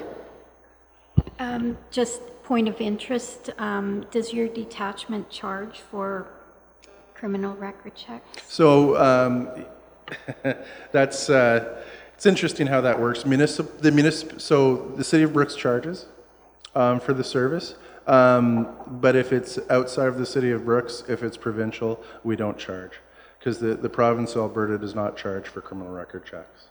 So it's kind of a little bit of an inequity for folks, and but it's really up to the city of Brooks has a contract with the RCMP for policing, obviously, whereas policing for the rural folks is paid for by the province of Alberta. So the city does charge a fee, and the province does not. So as we evolve with this new policing payment plan, that may change into the future for us as well, or that'll be a discussion around this table? Yeah, Kelly, I'm not sure how that that will change. Certainly, if that's something that you folks want to take up as a council, again, when it comes down to the cost formula for policing, and if that changes or if that changes down the road, certainly those are things that you're going to want to look at as a council, right? So. Okay. Yeah. Just follow up on that. At one time I thought it was if it was for a non-profit, it was free, and if it was, for a personal reason, it wasn't. So, okay. Yeah, because that would have been for Bazzano, I think, because it was when I was in the school system, and for volunteers, they all had to get a criminal record check, but it was, everybody's free. Yeah, there's no charge there. Yeah. Okay, so if you want a criminal record check, drive to Bazzano without expensive gas and Well, car. now let's not get carried away. The only issue with that is we actually had that happen, but we're not allowed to do criminal record checks for people who aren't residents. So when they have the IDs, it has to say from Bazzano or Rosemary or Gem. So if it says Brooks, then we have to send them to Brooks. You've got that under control, Sebastian, obviously. I actually just found this out from my PS recently, so. Okay, I have a question for the RCMP members here. We got this letter from, I never recall getting one of these before, where we have this fellow called Trevor Daru, Chief Superintendent, District Office, Southern Alberta, introducing himself to us. And so now also, is this the same type of organization that Chris is involved? So that's correct. So Chief Superintendent Bernadine Chapman was the in charge of South Alberta District. Okay. So including us, obviously. She's moved on. She's now Assistant Commissioner in charge of Ontario. So Chief Superintendent Trevor Giroux is now the commander of South Alberta District. And he was a Mountie at one time. Then he went to Calgary Police Service, where he moved through the ranks to Deputy Chief. And then he came, after he retired from CPS, he came back to the RCMP, and now he's in charge of South Alberta District. So it's nice having him in that position because he's from Southern Alberta and he understands I think he has a good grip on the issues facing Southern Alberta, and certainly with his time with Calgary Police, he has an excellent relationship with the City of Calgary, so I think he'll be a great fit for that position. That's good. It was just intriguing to get this letter, and it comes from Southern Alberta is Airdrie. That's the Southern Alberta office is an Airdrie detachment. Yeah. That's right at the top. But Yeah. I think he has plans, Your Worship, to kind of do a road trip and come Good. meet all of you. So I'll certainly keep you posted as to when he's planning to do that. Yeah, and he gives us a number to contact him directly, so it's probably his cell phone number. I doubt that very much, but it's still, it's good public relations. You bet. And obviously, we would be contacting you personally ahead of this fellow. That would be great. Any time of night or day. My phone's always on. I'm sure Sebastian's is as well. Yes. That's the correct answer. Okay, anything else for Bruce? Wayne, you had something because I led. You're good? You forgot, right? Yeah. Brian. The replacement for the Safe Communities Coordinator, how does that, how do you initiate that, or how does that process to replace that position take place? Well, that's a great question. I wasn't involved in the hiring of Jolene. I was still in Bassano then. So I think right now council's received some information from the city of Brooks about Jolene's position and kind of what things she was doing. So I think once we understand that the funding model is still in place for that position, then we would start, through the city of Brooks, I think we would start a recruitment process to replace her.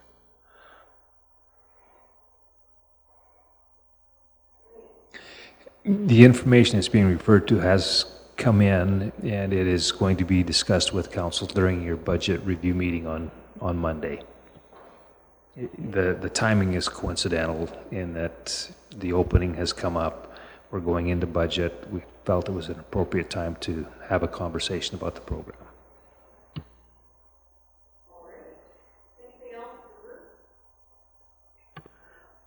All right, we'll go to Sebastian. Thank you. So our quarter as well is based on July to September 30th. One member of note is I've been sending mayor's report every month, but I decided for the quarterly reports, it was redundant to send a mayor's report and a quarterly report. So for this second quarter, it's just the quarterly report. With it being the summer and end of school, school didn't start in our communities until the 10th of September. We have continued our community engagement priority as addressed with you guys. We have 16 school visits. Now that includes Bassano, Gem School, Rosemary. And as discussed when I first came here, each member is assigned to a school. So for Gem, it is Constable Andre Bisson. For Bassano, it is Constable Logan Tatarin. For Rosemary, it's Constable Gia and myself.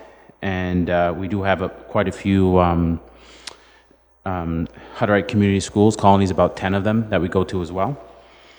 We participated in 12 major events, including Rosemary Summer Days, the Bassano Car Show, and we also did the Terry Fox Run that was headed by Constable Gia, which unfortunately he decided that we were going to run it in uniform, so that was very difficult. The Bassano Run was 5 kilometers, so. Was that with boots? Oh, full uniform. I was only informed of it when I arrived, so. For our priority of safe roads, we did 141 tickets, and that's throughout our area. 239 vehicles were checked for sobriety, were 9 impaireds. I did want to highlight, if I'm sure you've seen on the news, we did have a fatality there on Highway 1 right in front of Bassano. While I can't really comment on what caused the accident, I can comment of how amazing the fire department was for Bassano and how amazing of a resource it was. We have 4 constables and myself right now. We're only supposed to have 3 constables, but we have a member that hasn't transferred yet. And with the help of Brooks and Gleason, not having the fire department for traffic control would have been a very hard task. The volunteers were great. We had about 12 of them, and we were there till midnight. And if it wasn't for them, I don't know if we could have made the roads as safe as it was. So great job for them. And actually a highlight of that, well, not a highlight, but we had noticed a semi that had passed through from Calgary. And actually, we got a complaint of it swaying in and out, and we had a 50-kilometer zone right in front of that Esso, and he was weaving in and out, and actually he blew almost 3 times the legal limit. So very happy with our new laws that we can make people blow. He could have easily hit a volunteer or anyone on that road. He wasn't not from our area. He was from Calgary and driving a large tractor-trailer semi fully loaded. Could have killed anyone. So we were very happy to catch him right after we were closing down. So that was a highlight, but we're happy we did catch him before he killed someone. Because me and a couple members went to catch him, he almost hit me. So there has been charges laid and just waiting for court now. Crime reduction. So we had 140 proactive rural crime patrols, and like explained before, those are a minimum of 45 minutes and not for calls for service. So whenever my members, they're each picked a community throughout their day or their block, they have to actually do patrols in our rural areas. The reason we're doing this, as explained, is to try and limit the amount of stolen vehicles and crime in rural areas. So we did 140. There was a rise from 105 last quarter because there was no school, so we had more time to be out there. We did not see a rise in crime and property theft, but we did see a rise, as Bruce had said, we are having people from Calgary who are coming to steal copper. And what we have seen is the people from Calgary who are stealing the vehicles in Calgary are running out of gas. And it's wherever they run out of gas, they steal a new vehicle.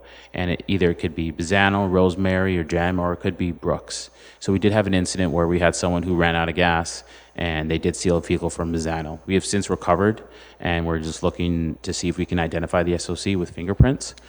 So that we only had one incident of that, but as Brooks has a lot more files when it comes to that area, copper theft has really reduced now, I think because of the weather. Last quarter, we did see an increase in copper theft, but we have seen a decrease in copper theft. Since then, I think it has to do with weather, and we've changed our patrols and our shifts for more night shifts of when we did see a rise. We have created a new communication program with residents, especially for GEM and Bizano rural residents, is we do send newspaper articles with tips and tricks to make sure that they lock their vehicles if there's a rise in crime. But sometimes it doesn't always get out in the newspaper, so we've also started making posts on their bulletin boards of just giving them information. It's been well received by the public, and so far we'll continue to do that. We're very happy with the local newspapers, as well as the Bulletin and Brooks Bulletin, Bizano, and some other who's taken our articles for free so that we can help warn the residents if anything is changing. Other than that, you guys have my reports. If you have any questions, let me know. Questions? Wayne? These guys coming out to steal copper, there can't be that many places where they can take it to get money. Is the RCMP targeting these individuals who are buying copper? So what we're doing is we started a intelligence program. We have an intelligence analyst for Southern Alberta where they're tracking. A lot of them are going to Calgary, so some of these recycling facilities, and unfortunately some of these recycling facilities are not requesting ID. And if they do request ID, they're not actually checking for the ID. So what we're doing is we're able to catch last quarter 3 people doing it because we were able to catch that they actually did use their ID. And we were able to catch them that way. But it's very hard for us because some of these facilities, we had one where he was using, there is no legislation on it right now, one where he's using his mother's ID to turn in copper theft. So it becomes a major problem. I know the analysts are working on, and the RCMP is to see if we can force some legislation. It's kind of like pawn shops, where in a pawn shop they have to have 2 photos IDs and they're responsible. So we're hoping these facilities are going to start that. I know Brooks has gotten a lot better at looking for ID. It's really hard for Calgary. So there is an intelligence system with CPS that monitors, and our analysts who's actually been quite helpful with that. So the companies in the summertime when we had a rise, the companies were very stressed about it. So we increased our patrols, explained them this issue, and we were able to catch some of it. But until legislation comes out where, like a pawn shop where they have to prove identity, we may still have this issue. And commonly those thefts are from oil and gas batteries. And there's a lot of those sites. There's the Torxon company and some of those others. There's a lot of those sites around in huge rural areas, without a lot of eyes on site. So I'm hoping that at some point legislation does happen where they are to be more stringent on identification.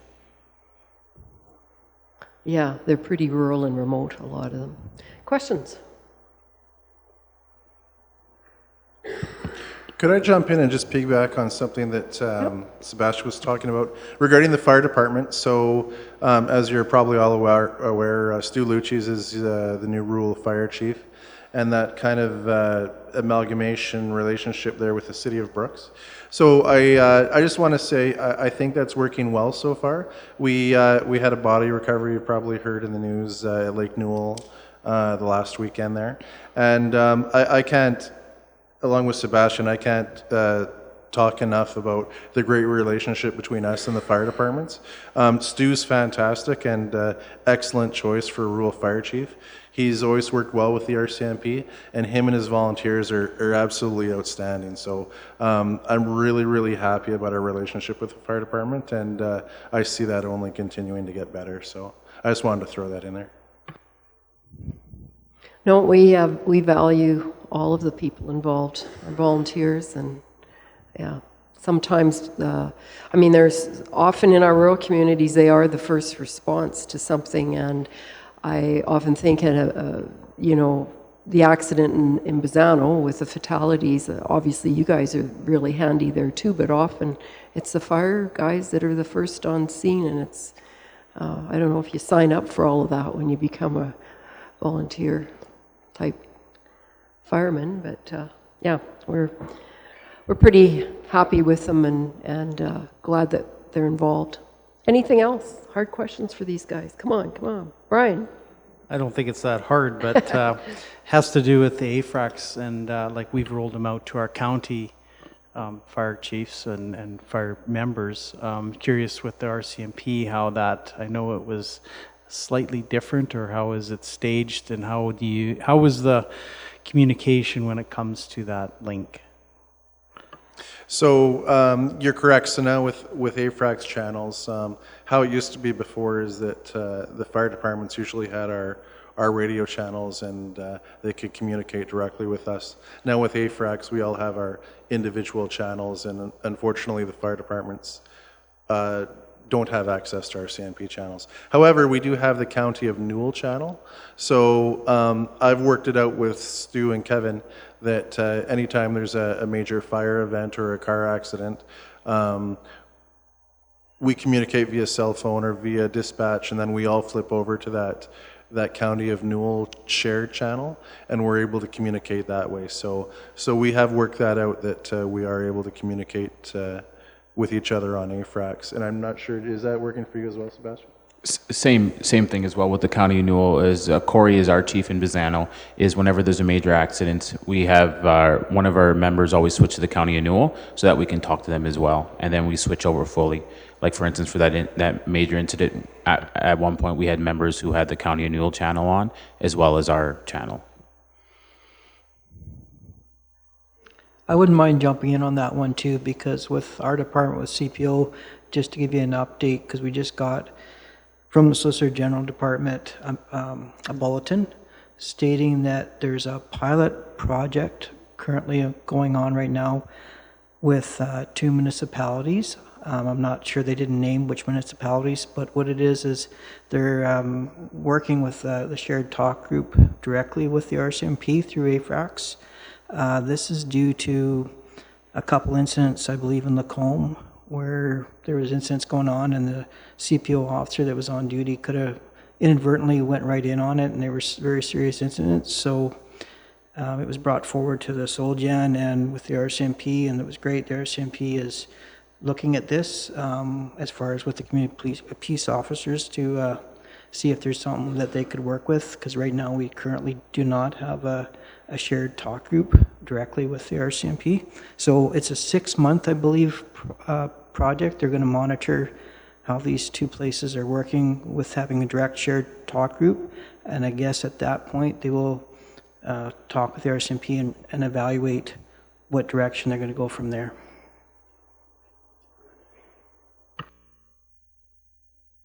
Did you want to do your report as well? Yeah. So my report is July through, even though I put August to September, quarterly report. During these months, our department, we placed a focus on distracted drivers, and with school back in, the school and playground zones, and as well as construction zones. And this is as per the provincial traffic safety calendar. During this time period, our department issued 62 warnings and 43 tickets. joint operations were conducted with the RCMP, Fire Department, and the Provincial Park Rangers. As well, our department assisted in 2 emergency assistance matters, and our department also continues to utilize the speed signs, which are used to educate the motorists on their speeds and to help us for data collections. The signs have still been placed in Rolling Hills, Scandia, and in addition, we placed our big LED sign by 18.5 by Bizano, which we're finding is great. What it does is it's different than it's a bigger sign, again alerting the motorists what their speeds are, but it as well also collects data collection for us that we can pull and tell from that how many motorists were traveling through in a time period and what their speeds were, and then we can evaluate, is there a speeding concern in that location. So we've pulled that data to look and see where that road is at, so it helps us to see where our focus is on enforcement. And other than that, or enclosed in my report is further information, more detail on the tickets versus warnings that were issued by our department during that quarter. Okay. Any questions for John from his report or the other information that he's provided us with? Anne-Marie. John, the Provincial Park Rangers. Yes. What can they do? What's their power?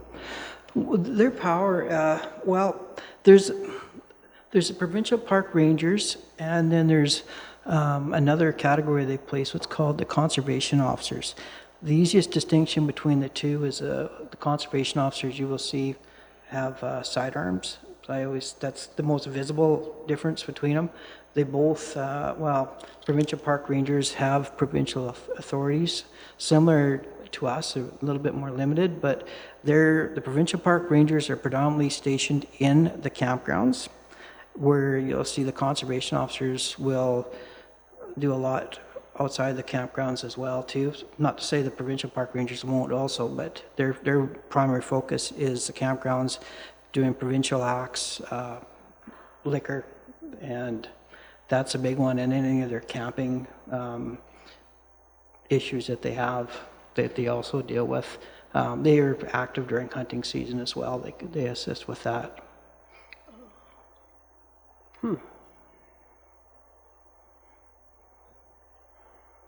So at one time, conservation officers were few and far between.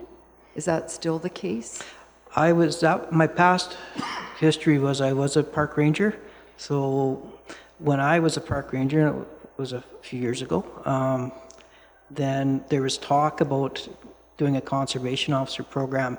There's other provinces that have it, and they were going to amalgamate with Fish and Wildlife. So end result was that they took some of the officers that wanted to, they became conservation officers, and then they still kept the park ranger program.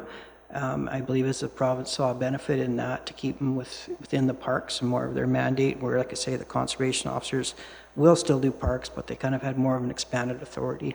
So it was a provincial change that they wanted to do, and like I say, they didn't totally do a split. They still kept the rangers and just added the conservation officer level. Anything else? Kevin? Just got a question with regards to finding that body in Lake Newell. I understood that they used a drone technology under the water to locate it. Is from a private citizen or something? Yeah, so what happened was, I think Sandra's going to do a bit of a story on it here in the coming weeks. So we engaged Southeast Alberta Search and Rescue. They came down, and they were aware of a couple from Idaho who, they're a retired couple. They're really quite interesting. They were both consultants in environmental water quality type things. When they retired, they had all this expensive sonar equipment, and they had an ROV. So they were called upon to help recover a body that had been submerged in a body of water from some time, and they found him quite handily. So from that, they started getting more requests from people to come help out recover bodies out of water.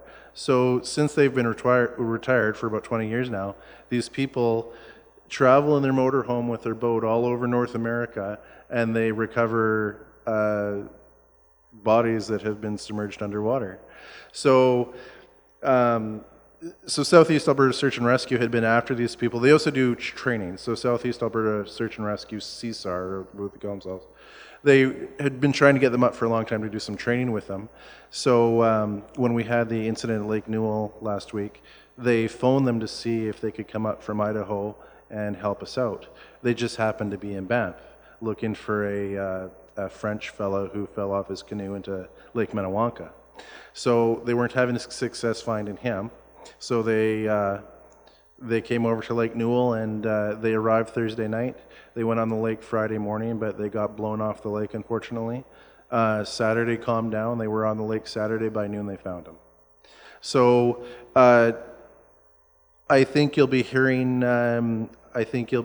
From Stu down the road and emergency services about this technology that they've used, because certainly, if it hadn't have been for them coming to help us, if we weren't able to find the deceased any other way, he likely would have been there till spring. So it was absolutely amazing what these people do. And what's the most amazing thing about it is they don't charge. So they ask for their expenses to be reimbursed, their fuel and what have you, but they don't send anybody a bill. So these people are truly, really wonderful people, and it was a pleasure meeting them. And the technology that they have, certainly, it's amazing. I mean, they found them within a day. So.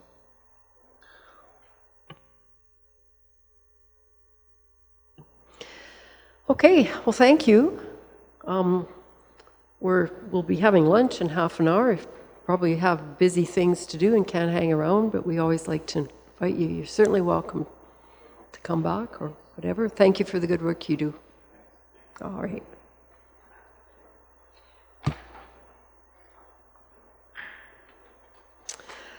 All right, we'll go back to our agenda, and we are at item 10.8, requests for functions of council. No, we did that.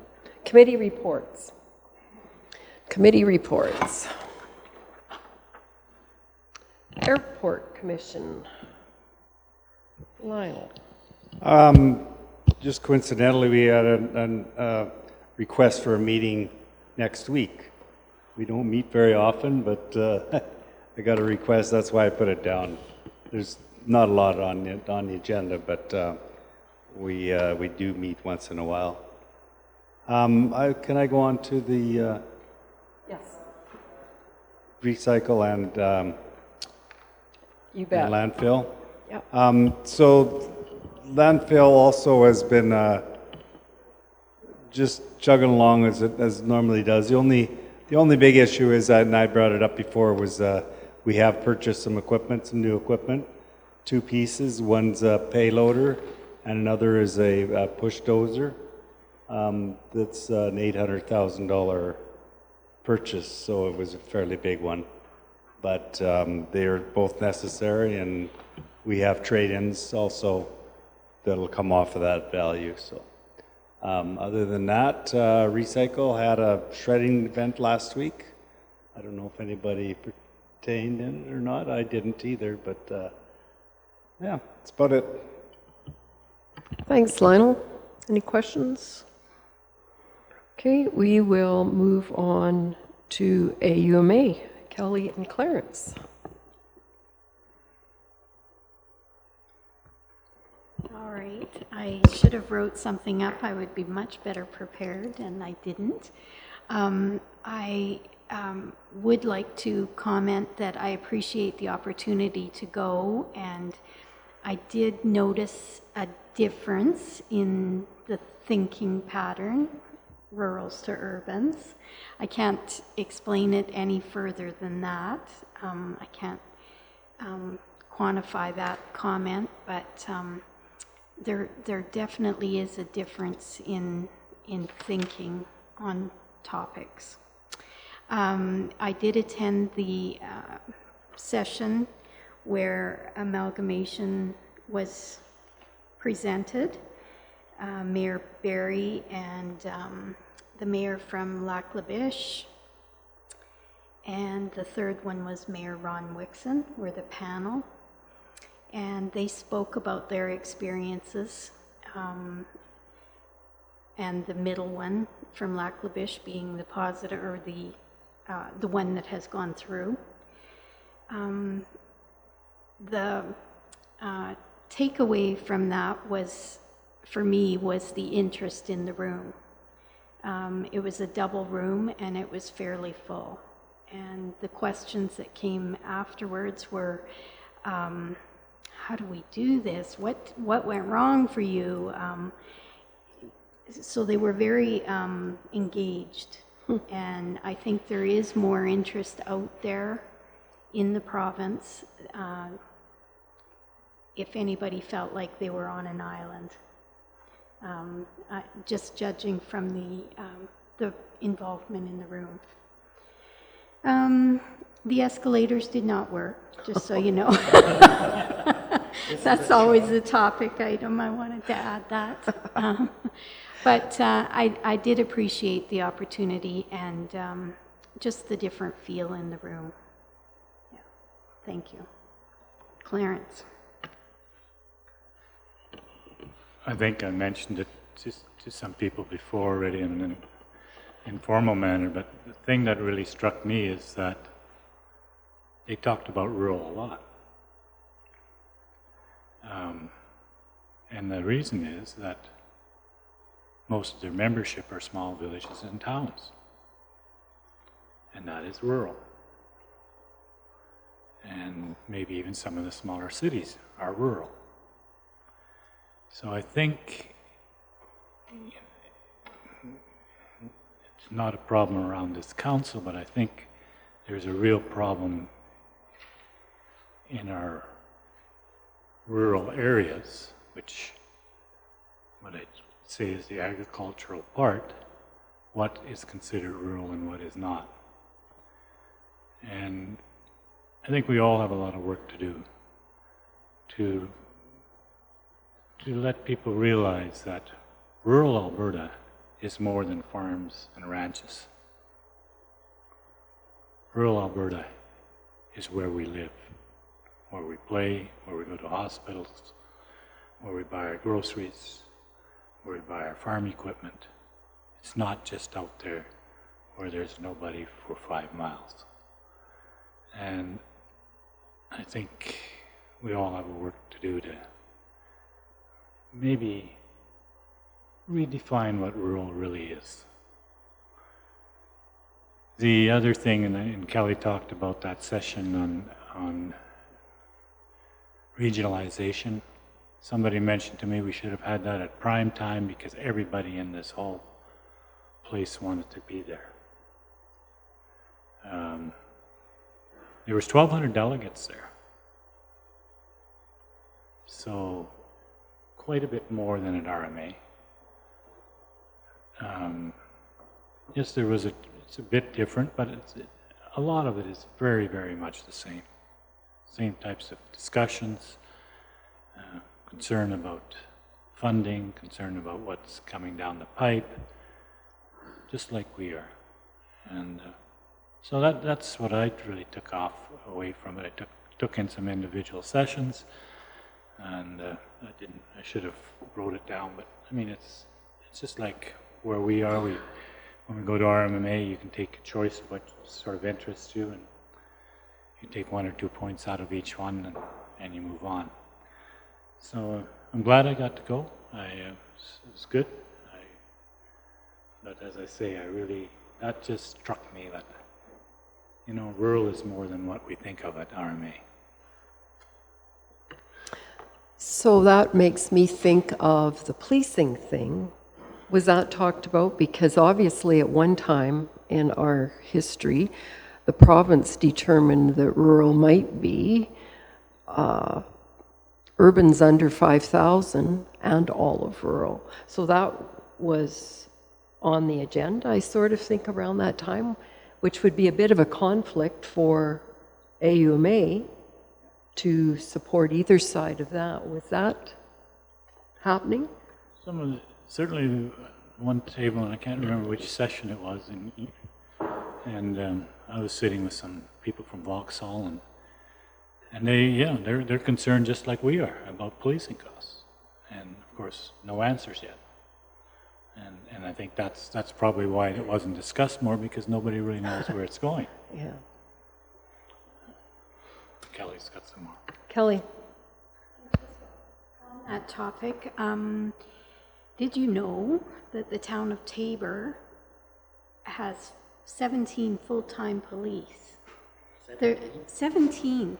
They are the only town in Alberta with full-time police service of that size. And they're concerned too, because now do they have to pay on top of their 17 members service? So there's all kinds of questions, but I didn't know that they had a full-time service. Well, yeah, I've seen their cars, but 17 seems to be like you wouldn't be able to make a wrong move. Like, how big is Tabor? Oh, it's that big? Okay. Must be a lot of bad people live there. Anything else for the AUMA, guys? It is an interesting thing to attend, for sure, and to, see the difference. Okay, there were no other things ticked off. Oh, tourism rep. Sorry, Ellen. We are currently working with our consultant that we hired through a grant through the city.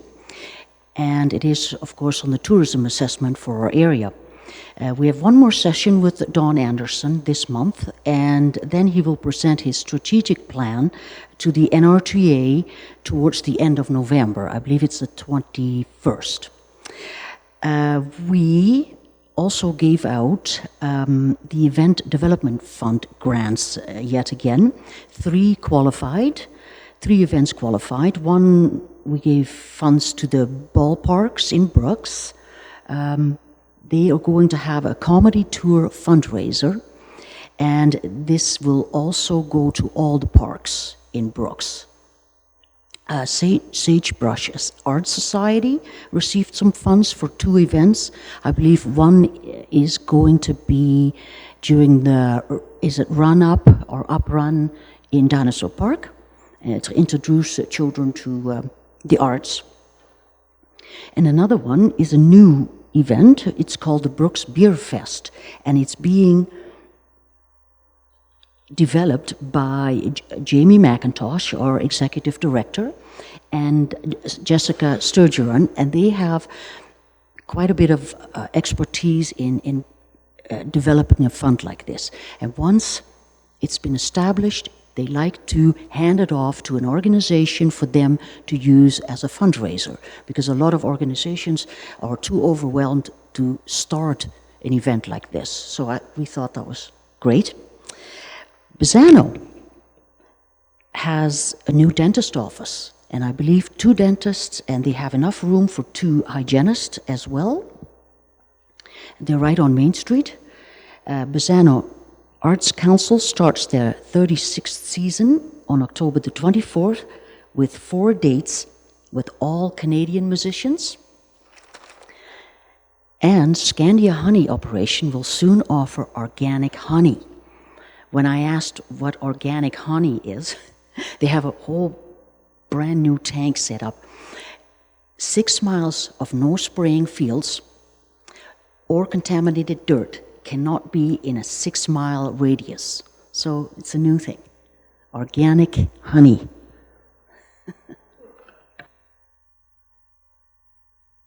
Mile Point is the real good stuff. Trace. Ellen, just to clarify, who did you say received the DMO funding? Was the Brooks Ballpark for their comedy tour and Sagebrush Council for 2 events? No, there's 3, and it's not the DMO. It is the event you know, the Joint Services gives $22,500 a year that we have for event development fund, if you will. The first one was the ballparks in Brooks, the comedy tour, and then we have the Sagebrush Arts. They're having 2 events coming up, and the other one is called the Brooks Beer Fest, which is going to be the new one, and somewhere in early May, they're thinking. And how much was given out total? How much was given out totally? Oh, totally, or do you want each individual? Yeah, $2,000 was given out to the ballparks in Brooks, $500 to Sagebrush Arts events, and $2,000 to the Brooks Beer Fest.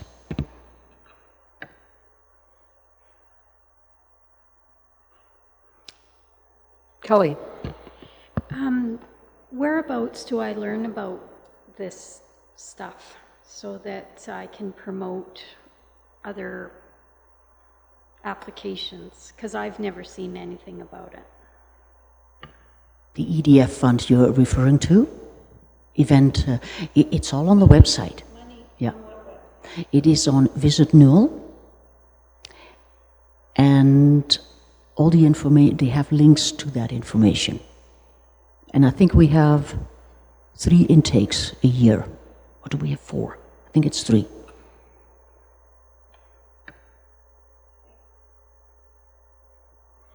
Other questions? Thanks, Ellen. There were no other, anything else before I do mine? No? I sent out some information since our last council meeting about the Business of the Year Awards, which were last Friday. And this coming weekend is the Centennial Cup, 6 p.m. There's the opening. It's the 3rd annual edition of the Harwood Ford curling bonspiel that they put on in the Continental Cup fashion, where it's the mixed curling and they do different things. And then they also have a supper on when they're done on Saturday night. And of course, tomorrow morning at 10 a.m. is the Bazzano Dam Spillway grand opening. And Ron Wixon and I have a plan to corner the Siksika Chief, Roy, to see if we can arrange some sort of get-together, our 3 councils with them, which would be quite a... We know his executive assistant, Malvina Solway, is an ex-Bazzano student, so we think maybe we'll have a little bit of pull, plus her brother is on the council, but yeah, they're hard to pin down, as any of you know. And the other thing that I sent you out an email last night, which came from CBC earlier, well, it was a week ago, last Friday. This fellow from CBC had been chasing me down for some time, Dan McGarvey. A number of years ago, when the Brooks Solar was beginning or up and running, they came here and did a TV interview. This one ended up, he thought it was just going to be on the radio. So that's, it was printed anyhow, so that's what came out of it. And something that I had commented to Lane, because Lane was around last Friday before this interview, and it was a very busy day. And I had moved it around a lot, and I felt bad for Dan McGarvey, because I don't like to give reporters the runaround. But I commented to Lane, but you know, it's... the worst thing is they pick out a line and that becomes the story, and that's sort of pretty much exactly what happened. However, you've got that. And then yesterday, Global, I think it is. Global was around, and that was on last night's news, if you happen to be watching. And I don't know if what happened. Lisa McGregor obviously was out here in the community, and did some interviewing and had got through to some of our planning and development people who she never caught up with them anyhow. But I think Jeff was going to call her back today because it was he who ended up with the number. And so with this sort of thing, it's a question of, I thought it would be good maybe to just do a little bit of update on what's going on with Elemental, and so we can all be on the same page. And the AUC hearings have been postponed to December. They're December 3rd to, I guess they set aside a number of days at the Heritage Inn. And I don't know if that's something that would be interesting to sit in on, or if it's not part of our responsibilities at all. And I think, you know, I again try to emphasize with the reporters who are so intrigued with this all of a sudden, and to the people who live out there, who some of them have also contacted me, is that at this point in time, as a county council, we have no application, we have nothing to do with this. And so we have made no predetermination about anything. And I told one fellow in particular who called me, Dan McDonald, that I said, you know, I'll talk to council about this, and remind your side of it, that until the AUC hearing is completed, until when Elemental approaches us for, there might be some land use changes involved or zoning changes. Certainly there would be a development permit. We are not part of the discussion. So that is sort of what the message I've been giving to the reporters as well. So just wanted a little bit of an update on that, and if you had any questions or concerns or ideas. Elaine, anything to add? I anticipate that there's probably going to be interest shown on the part of residents in the area to take a look at setback requirements and other things that would be applied to future projects. And when it gets to that stage, it might be appropriate for council to look at the documents that we have right now, the land use bylaw, and determine whether or not additional consideration should be given to applying standards of that nature within those documents. But at this point, what we have in place is what an application would have to be considered. The merits of an application would have to be considered based on what we have in place right now, unless there is going to be changes made. Right. And I think our planning and development department are interested in taking a look at what other people are doing, what other people are looking at, and maybe having a visit with us about that in the future as well. And just so we're not falling behind on information that's out there.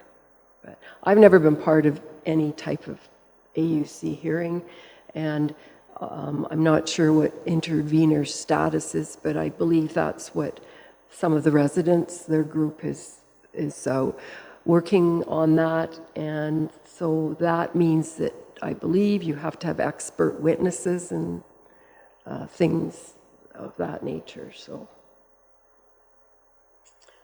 nothing else? I saw lunch come through. Do we want to? Oh. Just going back to the accounts payable, the yes. questions that had come up.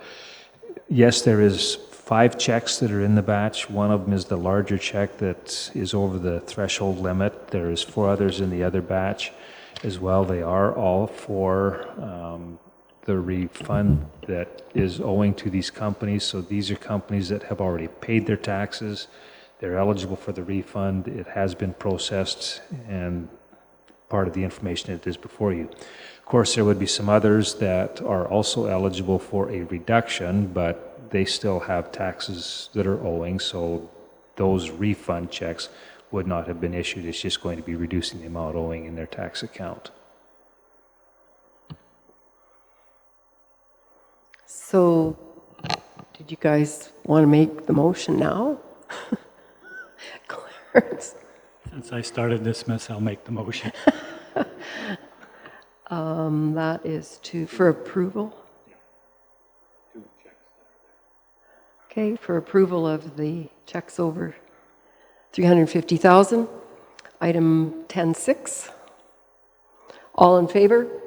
Opposed? Motion is carried. Kevin, you had something? I was just going to mention that Mark and I had met with EID yesterday afternoon, and they're looking at November 21st as a meeting date with council. If that works, we'll bring it to the November 7th meeting for agenda items, but I just wanted to make sure that we could get it in your calendars if it works out. Perfect.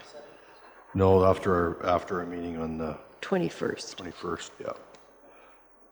Yeah, I think they usually start about 4:30. We'll confirm that and have a bite. I think it's their turn to host. Yes, it is. So if you could get that in on your November 21st date as EID meeting to follow council. Thanks, Kevin. And we'll recess for lunch, and at 1 o'clock we have Todd, or somebody from ASE coming in. Did you want to, in the next few minutes, just finish off the rest of the agenda, so all we have left is... Okay, we will make note of, there was a submitted written report, no foundation. Thank you, Anne-Marie. There were no post-agenda items. The minibus monthly reports are there. Strategic priorities chart. Don't forget to submit items to Ariana for upcoming events. And then we'll be ready at 1 for Todd, or earlier, I guess, if he's around. So recess for lunch. Oh, Trace. Let's mention an event that's happening at the Castles Community Hall on Saturday, and it goes from 10 to 3, and it's a vendor sale, so like a craft sale, I guess is the best way, with all sorts of different things. So they'll have a concession and a bake sale, and so if you're not doing anything, stop by. Okay. Turkey supper season. Oh, did you? Okay, thanks, Brian. Okay.